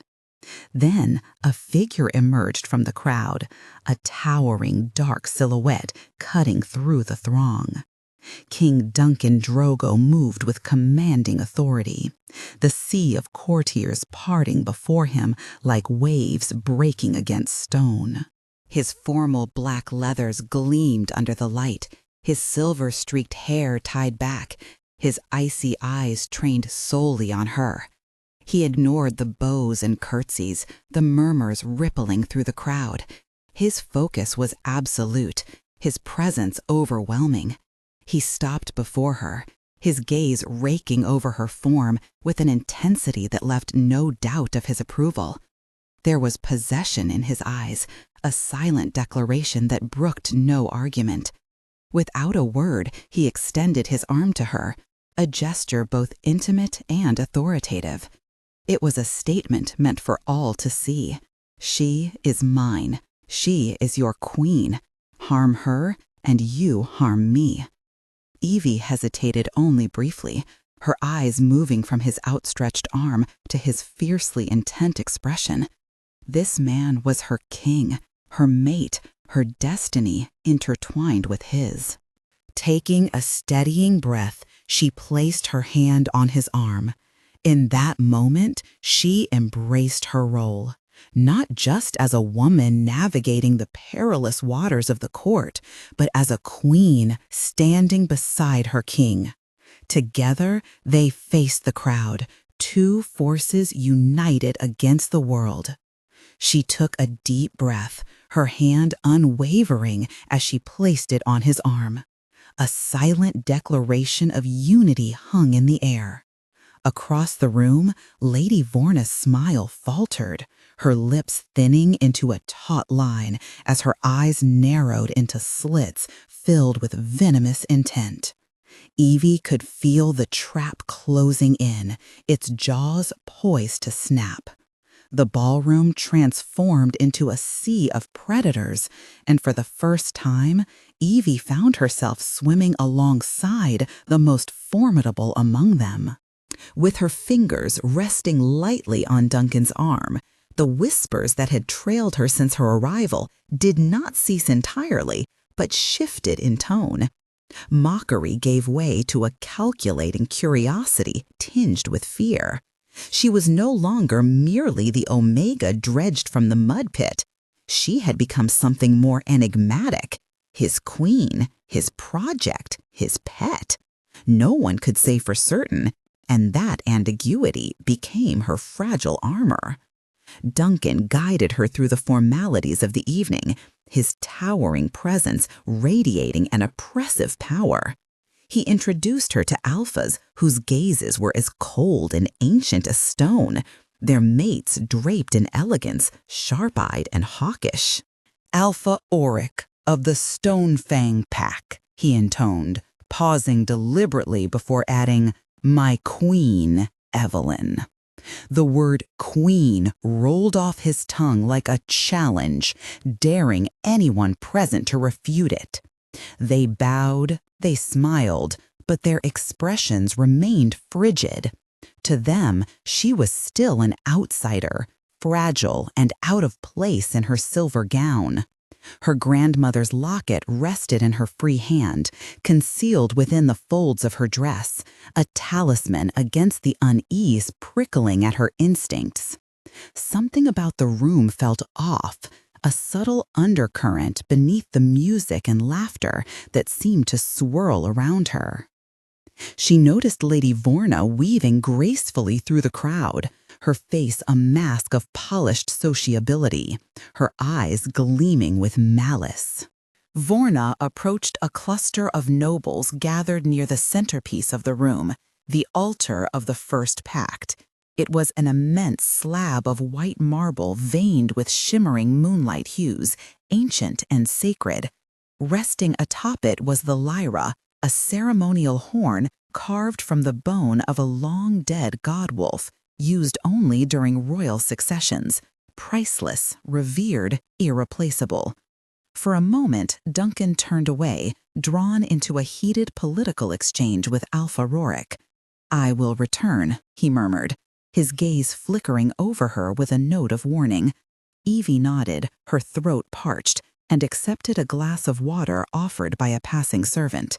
Then chaos erupted. A different servant, one unfamiliar to her, hurried past, his eyes wide with panic. He carried a heavy silver tray laden with flagons of blood-red wine. In an instant, he stumbled as though shoved from behind, lunging forward. Evie tried to step back, but she wasn't quick enough. Instead of simply falling, the man flung the tray with a practiced cry of alarm. Time slowed to a crawl. Evie watched, frozen in horror, as the tray clattered violently against the pristine surface of the altar of the First Pact. The flagons toppled, spilling a crimson tide of thick, staining wine over the sacred lyra. A collective gasp rippled through the ballroom, sucking the air from the space. The music screeched to a halt. The servant, now kneeling on the floor, scrambled upright and pointed a trembling finger directly at Evie. "She tripped me, my lady. She stumbled right into my path." All eyes turned to Evie. She stood frozen, a few dark red splashes staining the hem of her silver gown, her face pale with shock. Lady Vorna's voice rang out, sharp and righteous, slicing through the stunned silence. "The sacred lyra, she has desecrated it." Vorna swept forward, her expression a mask of theatrical horror. "Oh, you poor clumsy girl," she said, her tone dripping with malicious pity, loud enough for the entire room to hear. "This is not a muddy pack-house kitchen, dear. These are our most sacred relics." She turned to the assembled alphas. "It is just as Beta Caleb warned us. You can take the Omega out of the mud pit, but you cannot take the mud pit out of the Omega." The accusation hung in the air, perfect and poisonous. Evie was trapped. She was the clumsy fool who had desecrated their holiest object, humiliated the king. She saw Duncan, his face a mask of thunder, his silver eyes cold fire as he began moving toward her. But he was too far. She was alone, surrounded, and the entire Lycan nobility watched her, their faces uniform masks of disgust and horror. This was it, the trap. Evie's first instinct was to shrink, to apologize, to run. The weight of accusing eyes bore down on her, the burning gaze of Lady Vorna piercing through her. The sacrilegious stain on the marble screamed of her failure. It was all designed to break her. She could feel Caleb's spiteful laughter echoing in Vorna's words. Clumsy little Omega, flawed goods. Her hand tightened on her grandmother's locket hidden in her skirts. Where they are fire, you are the shadow. Rage, cold and pure, sliced through her terror. It was the same fury she'd felt in the gallery. But this time, it wasn't wild. It was focused, a freezing point of clarity. She wasn't that girl on the altar. She wasn't a victim to be toyed with. Evie turned not to the crowd, but to the servant still trembling with false fear. Her shadow instincts flared. She saw his eyes dart briefly to Lady Vorna. She noticed the wine stains on his tunic, not a splash, but a soak, as if he'd deliberately doused himself to make the spill look chaotic. His boots were dry and clean on a floor slick with wine. He hadn't stumbled. He had slid. Evie lifted her chin. When she spoke, her voice didn't tremble. It wasn't loud. It was cold, clear, and it cut through the horrified silence like glass.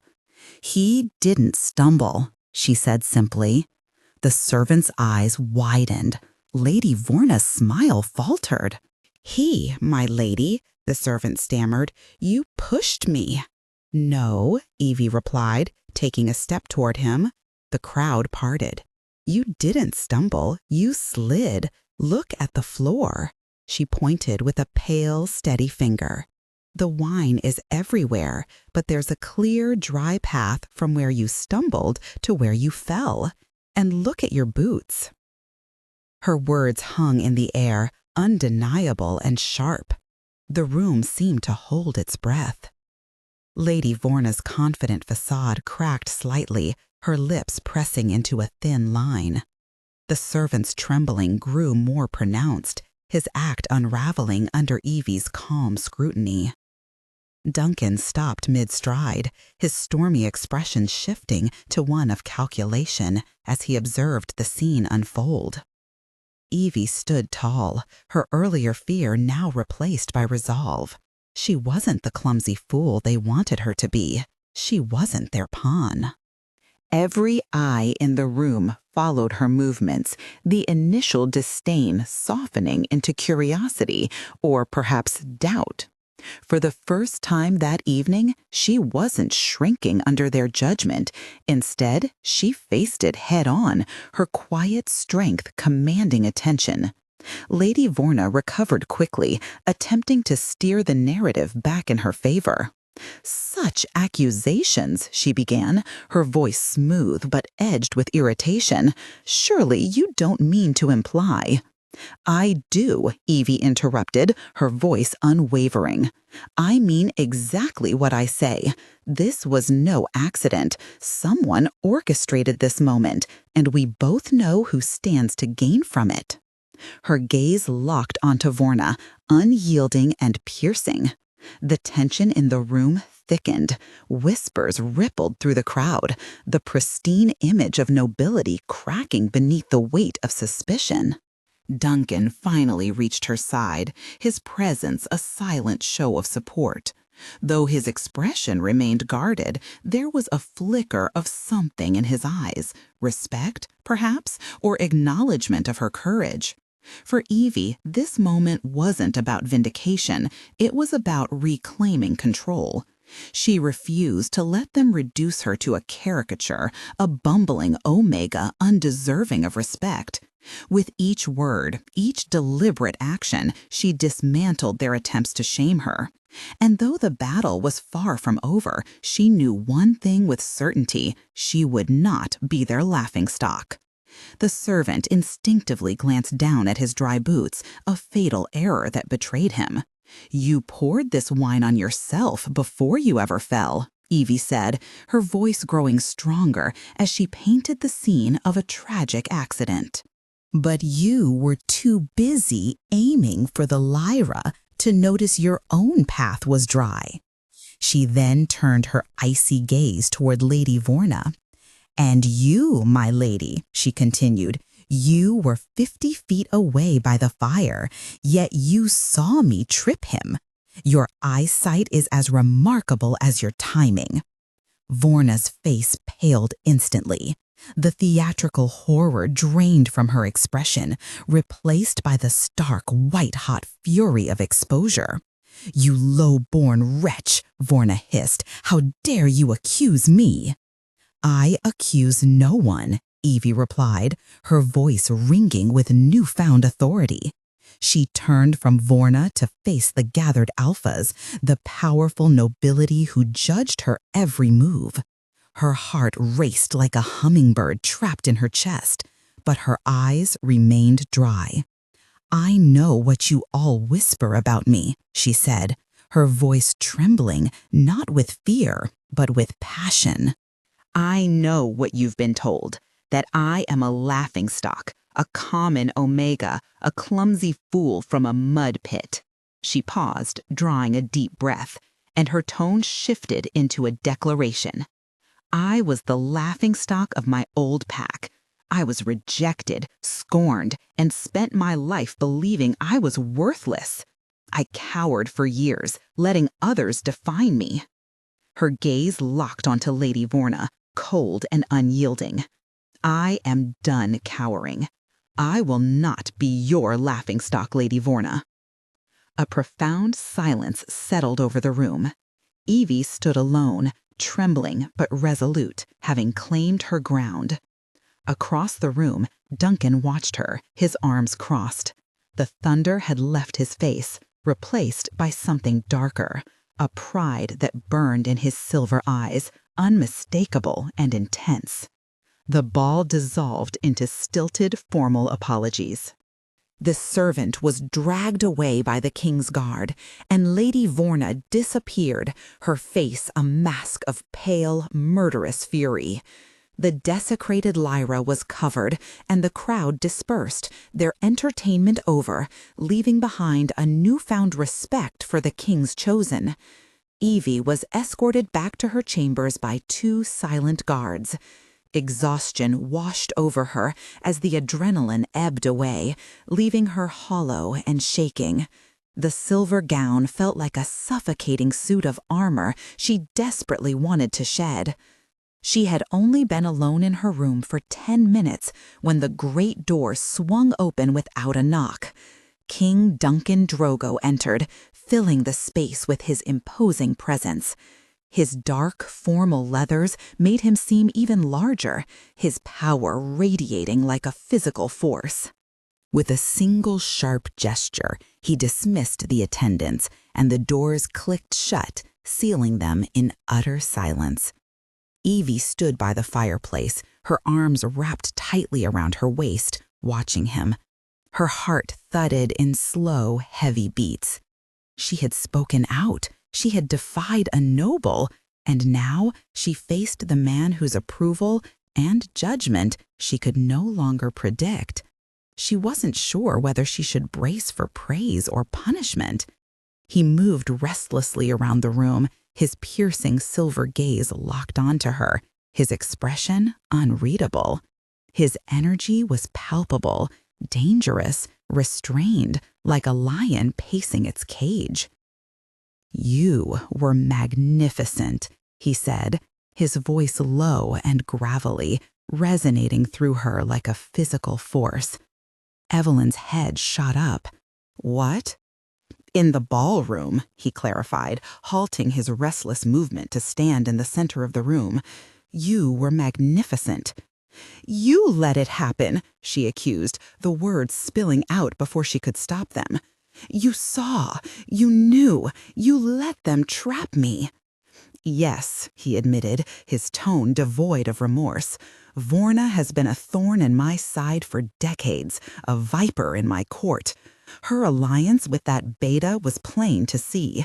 I wanted to witness her next move. He took a step closer. And I wanted to see what you would do. I needed to know if the nightline still burned within you, or if I'd made it with a mouse. His words were biting, but his eyes betrayed him. The cold, detached mask of royalty had slipped away, replaced by something raw and consuming, a hunger that made her skin prickle with awareness. I was tested, she said, her voice hardening, like an animal on display, like some prize you were inspecting for flaws. No, he growled, closing the distance between them in 2 long strides. He loomed over her, so close she could feel the heat radiating from his body. You were tested like a blade, to see if you would bend, to see if you would break. His hand, calloused and bare, rose to cup her face.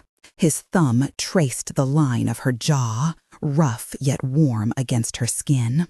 The touch sent an electric jolt coursing through her, igniting something deep within. You did not break, Evelyn, he murmured, his voice thick with emotion. You shattered her. He inhaled sharply, his eyes briefly closing as if overwhelmed by her presence. Her scent, silver, refined, now laced with the fiery tang of anger and triumph, flooded his senses. This, he whispered, his thumb brushing her lower lip. Your strength. It's more intoxicating than your bloodline, more potent than any wine. In that moment, he was no longer the king. He was Duncan, primal and unbound, staring at the one thing he hadn't realized he craved. He had claimed her for her lineage, for her power, but he wanted her for her spirit, for the fire that refused to be extinguished. The boundaries blurred, king and mate, control and chaos, and his ironclad composure began to fracture, threatening to collapse entirely. The aftermath of the ball unfolded as a silent, frigid war. Lady Vorna was confined to her chambers under the guise of protection, a move that served both as punishment and strategic delay. She was high nobility after all, and Duncan couldn't simply execute her based on the word of his unproven queen. Proof was needed, irrefutable, undeniable proof. For the first time, Evelyn found herself summoned not to the training grounds or the grand dining hall, but to the king's private study. It was a dimly lit circular chamber lined floor to ceiling with ancient leather-bound scrolls and maps, exuding an air of history and secrets. Duncan sat at his desk, the dark wood surface nearly buckling under a pile of intercepted messages. The servant confessed, he said, without looking up as she entered the room. Vorna paid him. That's enough to condemn her, but it doesn't go deep enough. She worked with Caleb. I need proof of their alliance. I need to know how far it stretches.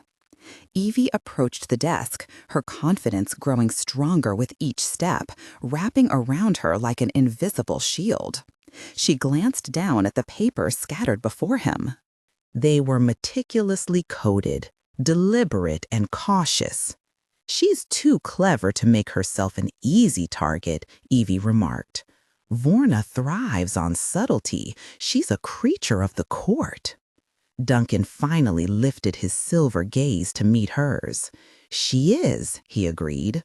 Since the ball, something unspoken had shifted between them, an implicit partnership taking shape. But the beta isn't Caleb, Duncan added, his voice low and edged with disdain. No, Evie replied, a cold spark igniting within her. He's not subtle. He's arrogant, driven by pride and humiliation. It's not just about hurting me. He wants to fix his mistake. He's trying to prove to the world that rejecting me was the right choice, that you were wrong to claim me. Duncan leaned back in his chair, studying her with quiet intensity. A slow, approving smile curved his lips. "Go on." Evie's mind raced, piecing together Caleb's personality through shadowed instincts honed by pain and observation. He wouldn't send just one message, she said. He'd need to gloat, to control, to feel certain his plan was succeeding. Updates would be crucial to him. Her tone sharpened. And Vorna would share his impatience. She wouldn't risk using royal couriers. They're too easily traced. She'd use someone neutral, someone outside your direct influence. A merchant, perhaps, or a mercenary, someone who travels frequently. Duncan's dark smile widened slightly as he tapped a nondescript ledger resting on the desk. "Trade logs," he said simply. "Every merchant who has entered the Citadel in the past month." For hours, they pored over the records together. Duncan brought his intricate knowledge of political enemies and trade routes, while Evie contributed her intimate, painful understanding of Caleb's volatile, prideful nature. Name after name passed under her scrutiny until her finger paused abruptly. "He wouldn't trust a Lycan merchant," she murmured. "They're loyal to you. He'd choose a half-blood or a human, someone from the borderland near his territory." Her eyes narrowed on a single entry. Jarek, a fur trader. His manifests listed 3 visits within the last month, the first shortly after the mud pit incident, the second mere days before the ball. Shadow Creek bordered his lands. Duncan summoned his general immediately. Jarek the fur trader was located and persuaded to talk. With his cooperation, the entire conspiracy unraveled like a thread pulled from a tapestry. Everything came into focus. Jarek had served as the intermediary, shuttling messages between Caleb and Vorna. Hidden in his wagon, awaiting payment, was a final damning letter from Caleb himself. The document laid bare the full scope of the plot surrounding the ball. The scheme relied on the narrative of the clumsy Omega and, more critically, the subsequent phase involving forged documents. Caleb was meticulously crafting these papers to demonstrate that Evie's lineage was corrupted, her grandmother a heretic, and her entire existence a spiritual and political fabrication. This was a deliberate, calculated act of treason, aimed at exposing her and, by association, politically incapacitating the king by proving his new queen was nothing but an elaborate lie. Duncan read the letter, his expression hardening into an icy mask of unbridled fury. The following morning, the High Court convened. It was neither a ball nor a council, but a judgment. The atmosphere in the great hall was frigid and somber. Nobles stood in silence, their faces pale with apprehension. Lady Vorna was escorted in, flanked by 2 guards. Her usual arrogance had vanished, replaced by a fragile bravado that barely concealed her desperation. Evie stood on the dais, not behind King Duncan, but beside him. She wore a simple dark blue gown, her grandmother's locket prominently displayed, its weight evident against the fabric. She was not there as a petitioner, she was a partner. Lady Vorna of the Silver Knight line faced the assembly. Duncan's voice thundered through the chamber, echoing off the stone walls. "You are brought before this court on charges of high treason." Vorna gasped, her bravado shattering. "Treason, my king? It was merely a rivalry, a misunderstanding with the girl, a trifle." "A trifle?" Duncan rumbled, his tone dropping to a deadly low. He held up Caleb's letter, the parchment crackling audibly in the oppressive silence. "You call a conspiracy to forge documents against the crown a trifle? You call a plot to destabilize the throne by discrediting your queen a trifle? Vora's eyes widened in terror as she stared at the damning evidence. She was caught. You allied yourself with an external beta, Duncan continued, his voice lashing out like a whip of cold fury. You used him to sow dissent within my court. You sought to humiliate not only my mate, but also my judgment. You attempted to prove my choice a lie. He stepped forward, his power radiating palpably, forcing the entire court to recoil. I am a tolerant king. I tolerate rivalries and posturing, but I will not abide attacks on the crown. Vora collapsed to her knees. My king, I beg you. It was the beta. He manipulated me. I was humiliated by her. Silence, Duncan commanded. His silver eyes bore down on her, devoid of mercy. Your crime was not insulting Evelyn Stone. Your crime was believing your pride outweighed my rule. Your crime was conspiring against your king. His voice was flat and final as he delivered his verdict. You are stripped of your name, your lands, and your titles. You will be exiled to the withered coast. Your bloodline is barred from this court for 1,000 years. You will leave before sundown. Vorna's cries for mercy fell on deaf ears. They were futile. She was dragged away, a wailing, broken woman. Duncan turned back to face his silent, terrified court. His hand rested firmly atop Evie's, which lay delicately on the arm of her throne. His declaration carried weight not just for Vorna, but resonated with every wolf present and beyond. The Lady Evelyn belongs to the Night Line, he proclaimed, his voice steady and commanding. She is my chosen queen, though fated by time. Her word mirrors mine, her honor reflects my own. Any assault on her, he continued, his piercing silver gaze sweeping across the room, is an assault on me. Let there be no confusion here. Evie locked eyes with him in that moment, clarity washing over her. He wasn't merely her protector or king. He was her partner, wholly and unreservedly. And she, in every possible sense, stood as his equal. The verdict against Lady Vorna spread like wildfire through the territories, leaving chaos in its wake. For Caleb, it marked the end. Once a disgraced beta, he now bore the label of co-conspirator in an act of high treason against the Lycan King.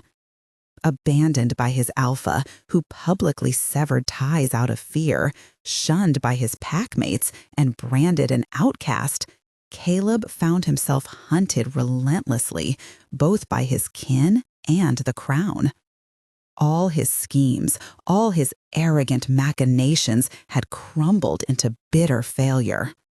Alone, hiding in a decrepit hunter's shelter, leagues away from any semblance of safety, he gnawed at a tough piece of rabbit meat.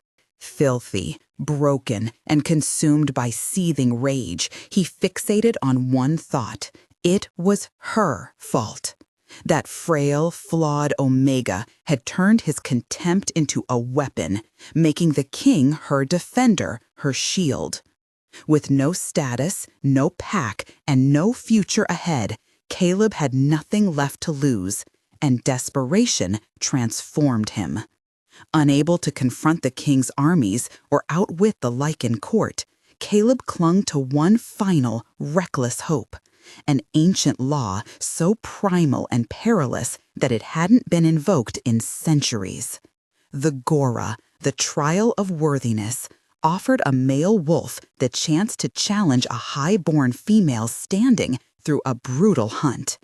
If he could capture her, subdue her, and expose her supposed weakness, he'd invalidate her claim entirely. It was madness, a suicidal gamble, but Caleb saw no other path forward. Fueled by hatred, he journeyed 2 days straight, driven by a feral determination. When he reached the black stone gates of the citadel, he didn't attempt stealth. Wild-eyed and untamed, he strode directly toward the guards. They seized him immediately, slamming him to the ground, spears pressing into his throat. "I am Caleb, once of the Shadow Creek Pack," he bellowed defiantly. "I come not as a conspirator, but under the old law. I invoke the Gora. I challenge the king's claim over Evelyn's stone." The guards hesitated, stunned. This matter surpassed their authority. The citadel fell eerily silent. Within an hour, he was dragged into the great hall, bound in chains, and thrown at the foot of the dais. King Duncan Drogo sat on his throne, his face a mask of icy fury. Beside him stood Evie, not in a gown, but clad in her dark training leathers, her expression cold and composed. "You are a traitor and a fool," Duncan's voice thundered. "You are sentenced to death." Caleb spat back, his eyes wild as he strained against his chains. "You can't do this. The old law protects me. I have invoked the Gora. It is my right. Or is the great Lycan King afraid? Afraid that his queen is nothing but a fraud? A weak commoner?" Duncan's roar shook the walls. He rose from his throne, a towering pillar of raw power. Evie placed a calm hand on his arm. "He is right, my king," she said, her voice clear and steady, carrying through the hall. "It is his right, and it is my right to answer it." Duncan turned to her, his silver eyes blazing. He saw no fear in her, only the cold, sharp steel he had helped forge. He saw the queen of the night line. His gaze shifted back to Caleb, a slow, chilling smile spreading across his face. "You wish to invoke the old law, Beta? So be it." He gestured, and the guards unlocked Caleb's chains. "The trial is a hunt," Duncan declared, "in my ancient forest. You will have a 10-minute head start. You will hunt her. But know this, you are not just the hunter, little wolf. You are also the hunted. If she does not stop you, I will." The ancient forest of the Lycan King was a realm of shadows and danger. Towering trees formed a dense canopy that smothered the moonlight, plunging the forest floor into near-total darkness. This was Evie's domain. This was her shadow. Caleb ran, his heart pounding with a mix of terror and triumph. This was his element. He was a pack wolf, a beta, a born hunter. He would find the Omega. He would track her, run her down, and snap her neck. He would prove his worth. Evie did not run. She moved. 10 minutes after Caleb, she stood at the forest's edge. She did not panic. She did not flee. Closing her eyes, her hand gripping her grandmother's locket, she let her shadow instincts take over. The cold, humming awareness of her bloodline flooded her senses. She could smell the damp earth, the decay, the faint scent of a fox miles away. And beneath it all, she could smell Caleb's scent, a rancid, sweaty tang of arrogance, desperation, and rage. She did not run from him. She became part of the shadows, a ghost among the trees, her leather-clad feet making no sound on the pine needles. She was not the prey. She was the trap. Caleb, meanwhile, was hunting the girl he remembered, the clumsy, weak, flawed Omega. He moved with speed and aggression, crashing through underbrush, following the faint trail she allowed him to find. He caught a flicker of movement, a small, dark shape, and lunged. But as his hands closed around what he thought was her, he realized too late that it was a decoy, a trick of the light and shadows. Growling, he spun around, searching for her, his confidence wavering. Evie watched him from the darkness, her movements silent and deliberate. She knew his weaknesses, his blind spots. She understood his arrogance, his belief that he was the superior predator. But she was not the girl he thought she was. She was something far more dangerous. As Caleb continued his reckless pursuit, she began to circle him, closing the distance without a sound. The forest seemed alive around them, its shadows shifting and twisting, conspiring with her. When Caleb finally realized he was being toyed with, panic began to creep into his veins. He stopped moving, trying to listen, to sense her presence. But the forest was a labyrinth of noise and silence, and Evie was its master. She stepped out of the shadows behind him, her movements fluid and deliberate. Caleb turned, his eyes wide with disbelief and fear. "You?" he snarled, his voice trembling.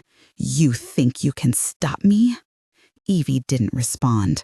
Her gaze was steady, her body coiled like a spring. Caleb charged at her, his movements fueled by desperation. But she sidestepped him effortlessly, her training and instincts guiding her every move. With precision and grace, she countered his attacks, each strike landing with calculated force. Caleb stumbled, his confidence shattering as he realized he was outmatched. As the fight drew to its inevitable conclusion, Evie stood over him, her breathing steady, her eyes cold and unyielding. Caleb lay defeated, his arrogance stripped away, leaving only the truth of his failure. From the shadows, Duncan watched silently, his expression unreadable. The forest once again fell silent, its verdict delivered. Evie stepped into the moonlit clearing, her breath steady despite the adrenaline coursing through her veins. Caleb emerged moments later, his chest heaving, sweat glistening on his skin. His lips curled into a snarl as he locked eyes with her. "It's over, Omega," he spat, circling closer, his predatory grin sharp under the pale light. Victory was written all over his face, his confidence unshaken by the chase that had led them here. But Evie didn't flinch. She didn't retreat. Instead, she waited, calm, calculating, her body coiled like a spring. When Caleb lunged, she moved. Faster than he could track, she dropped low, spinning with precision. Her wooden staff, the only weapon she'd been permitted to carry, struck true, slamming into the back of his knee. A sickening crack split the air as Caleb howled in pain, collapsing onto the damp forest floor. He scrambled to recover, rage twisting his features. "Bitch!" he roared, launching himself at her again, claws extended, aiming for her throat.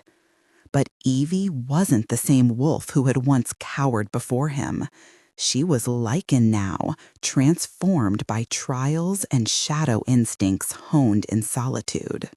With cold efficiency, she sidestepped his attack, driving the hardened tip of her staff into the vulnerable pressure point beneath his arm. His scream echoed through the clearing as his limb went limp, useless at his side. Caleb stared up at her, disbelief etched across his face. This wasn't the Evie he remembered, the one he'd mocked and dismissed. No, this was something else entirely, something dangerous, something untouchable. She advanced slowly, her movements deliberate, her expression colder than the moonlight bathing them. What are you?" he stammered, scrambling backward, his bravado crumbling like ash. "I am Evelyn," she said, her voice low and steady, carrying the weight of shadows and steel. She raised her staff, ready to deliver the final blow, when a heavy shape descended between them. Silent as death, King Duncan Drogo landed, his silver gaze piercing the night.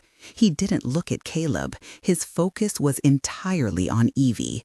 There was no rescue in his presence, only witness. His eyes burned with primal pride as they swept over her, then flicked dismissively to the broken beta groveling on the ground. The temperature in the clearing plummeted as Duncan finally turned his attention to Caleb. "The trial is over," he rumbled, his voice devoid of warmth or mercy. He addressed Evie next, his tone formal yet layered with meaning. "By the old law, your life is forfeit to her." His words hung heavy in the air, an unspoken question lingering within them. The decision was hers alone to make. Caleb lay there, defeated, his world crumbling around him. He had challenged a force beyond his understanding and been utterly dismantled, not by the king, but by the very person he had discarded. His fate rested in Evie's hands now, and she stood above him, her silhouette cutting against the moonlight like a blade. Evie gazed down at the man who had been both the source of her suffering and the spark of her transformation. His face, once arrogant, now displayed only fear and emptiness. The bravado that had defined him was gone, leaving behind a shell filled with bitterness.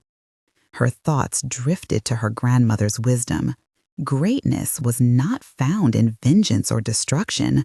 True strength lay elsewhere. "Death is too kind," she said, her voice ringing clear against the stillness of the night. "He must live with his deeds, bear the weight of what he has become."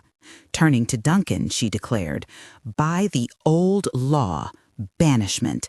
Let him be marked as an oath-breaker, unwolfed, cast out from all territories to wander as a rogue, shunned by every soul for the rest of his days. That is my decision."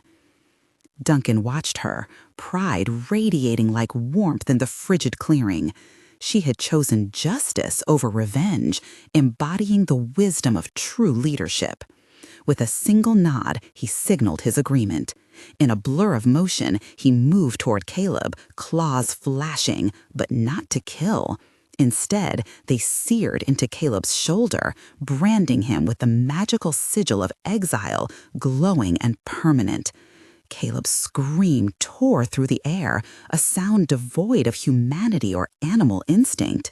"Leave," Duncan commanded, his tone unyielding. "If you ever return to Lycan or Packlands, mercy will not find you again." Caleb stumbled to his feet, clutching his mangled arm, dragging his injured leg as he fled into the shadows, his sobs echoing into silence. The forest grew quiet, heavy with the aftermath.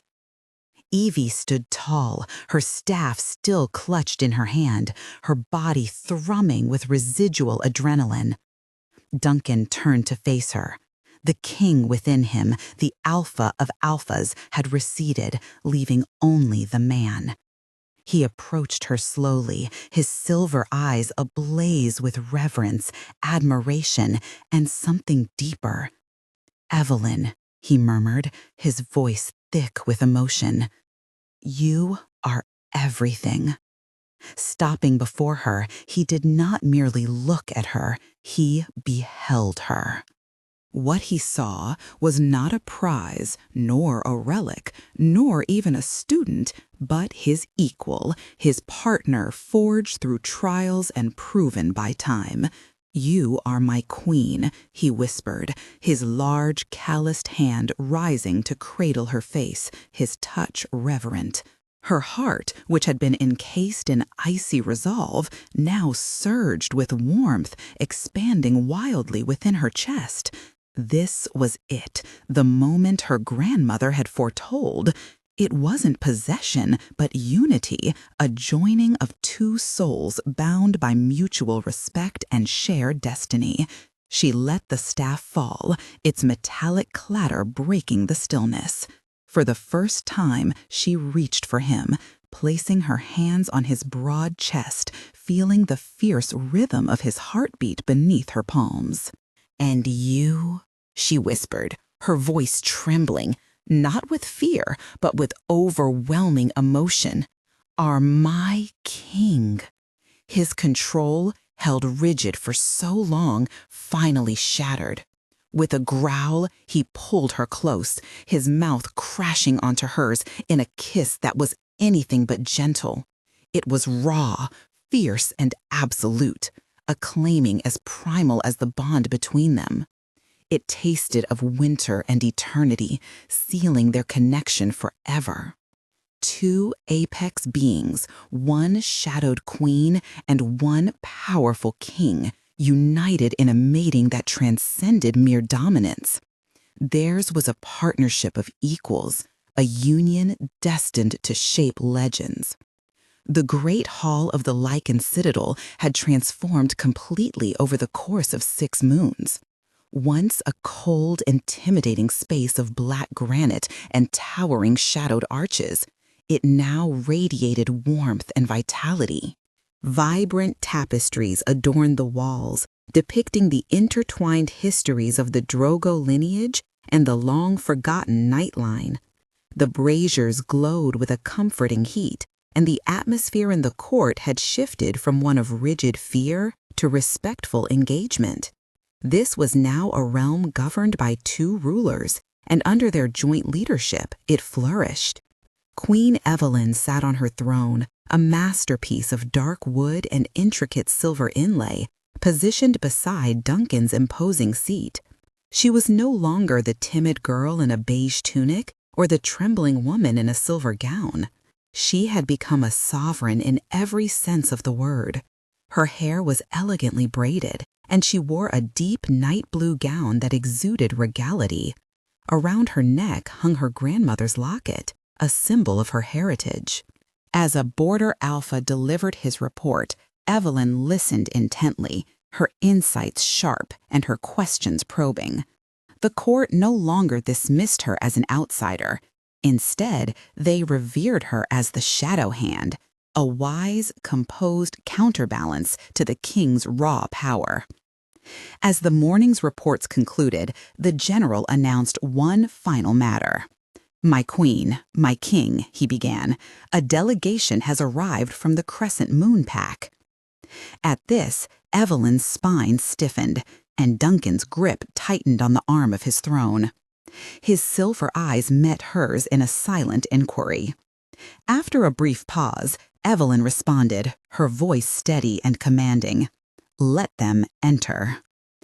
Alpha Marcus, once a proud and booming leader, stumbled into the hall. He was unrecognizable, gaunt, his furs worn and ragged, his eyes hollowed by despair. Behind him trailed a few pack elders, including Maris, the head Omega who had once tormented Evelyn. They all appeared starved and broken, their faces etched with desperation. Upon reaching the foot of the dais, they fell to their knees, foreheads pressed against the cold stone floor. "My queen," Alpha Marcus choked out, his voice cracking. "Forgive us. We did not know." "Rise, Alpha Marcus," Evelyn commanded, her tone neither warm nor cold, but unmistakably authoritative. "State your purpose." Through trembling words, Marcus explained, "The winter, it was brutal. The blighted river pack raided our stores. We are starving, my queen. Our pups are dying. We have nowhere else to turn. We throw ourselves on your mercy. Please." Maris sobbed openly, her face streaked with dirt. "We are so sorry, Evelyn. My queen, we were blind." "We were fools. Please help us." The hall fell silent, the weight of the moment pressing heavily on all present. Evelyn gazed at the people who had once made her life unbearable, the very same individuals who had mocked and belittled her, calling her flawed and unworthy. Now she held the power to let them suffer as they had forced her to suffer for 2 decades. She could turn them away with the same indifference they had shown her. Duncan's gaze rested on her, silently conveying his support for whatever decision she chose. This was her past, her judgment to make. Looking down at Alpha Marcus and the cowering, weeping members of her former pack, Evelyn felt neither rage nor triumph. Instead, she felt pity and the undeniable burden of her position. These were not just her tormentors, they were survivors pleading for salvation. "You were destined for greatness," she murmured softly, more to herself than to anyone else. And in that moment, she understood what true greatness meant. Not revenge, but compassion. Not cruelty, but mercy. The words of her grandmother resonated deeply within her soul. True greatness wasn't about seeking vengeance. It was about embodying strength, showing mercy, and rising above pettiness. As she turned to face her king, their eyes met, and he understood the choice she had made before a single word left her lips. His smile in response was one of pure, unconditional love, and he gave a small nod of approval. Evie then shifted her focus back to her former pack. Rising from her throne, she exuded an aura of quiet, commanding authority that filled the room. "You were blind," she proclaimed, her voice resonating with regal power.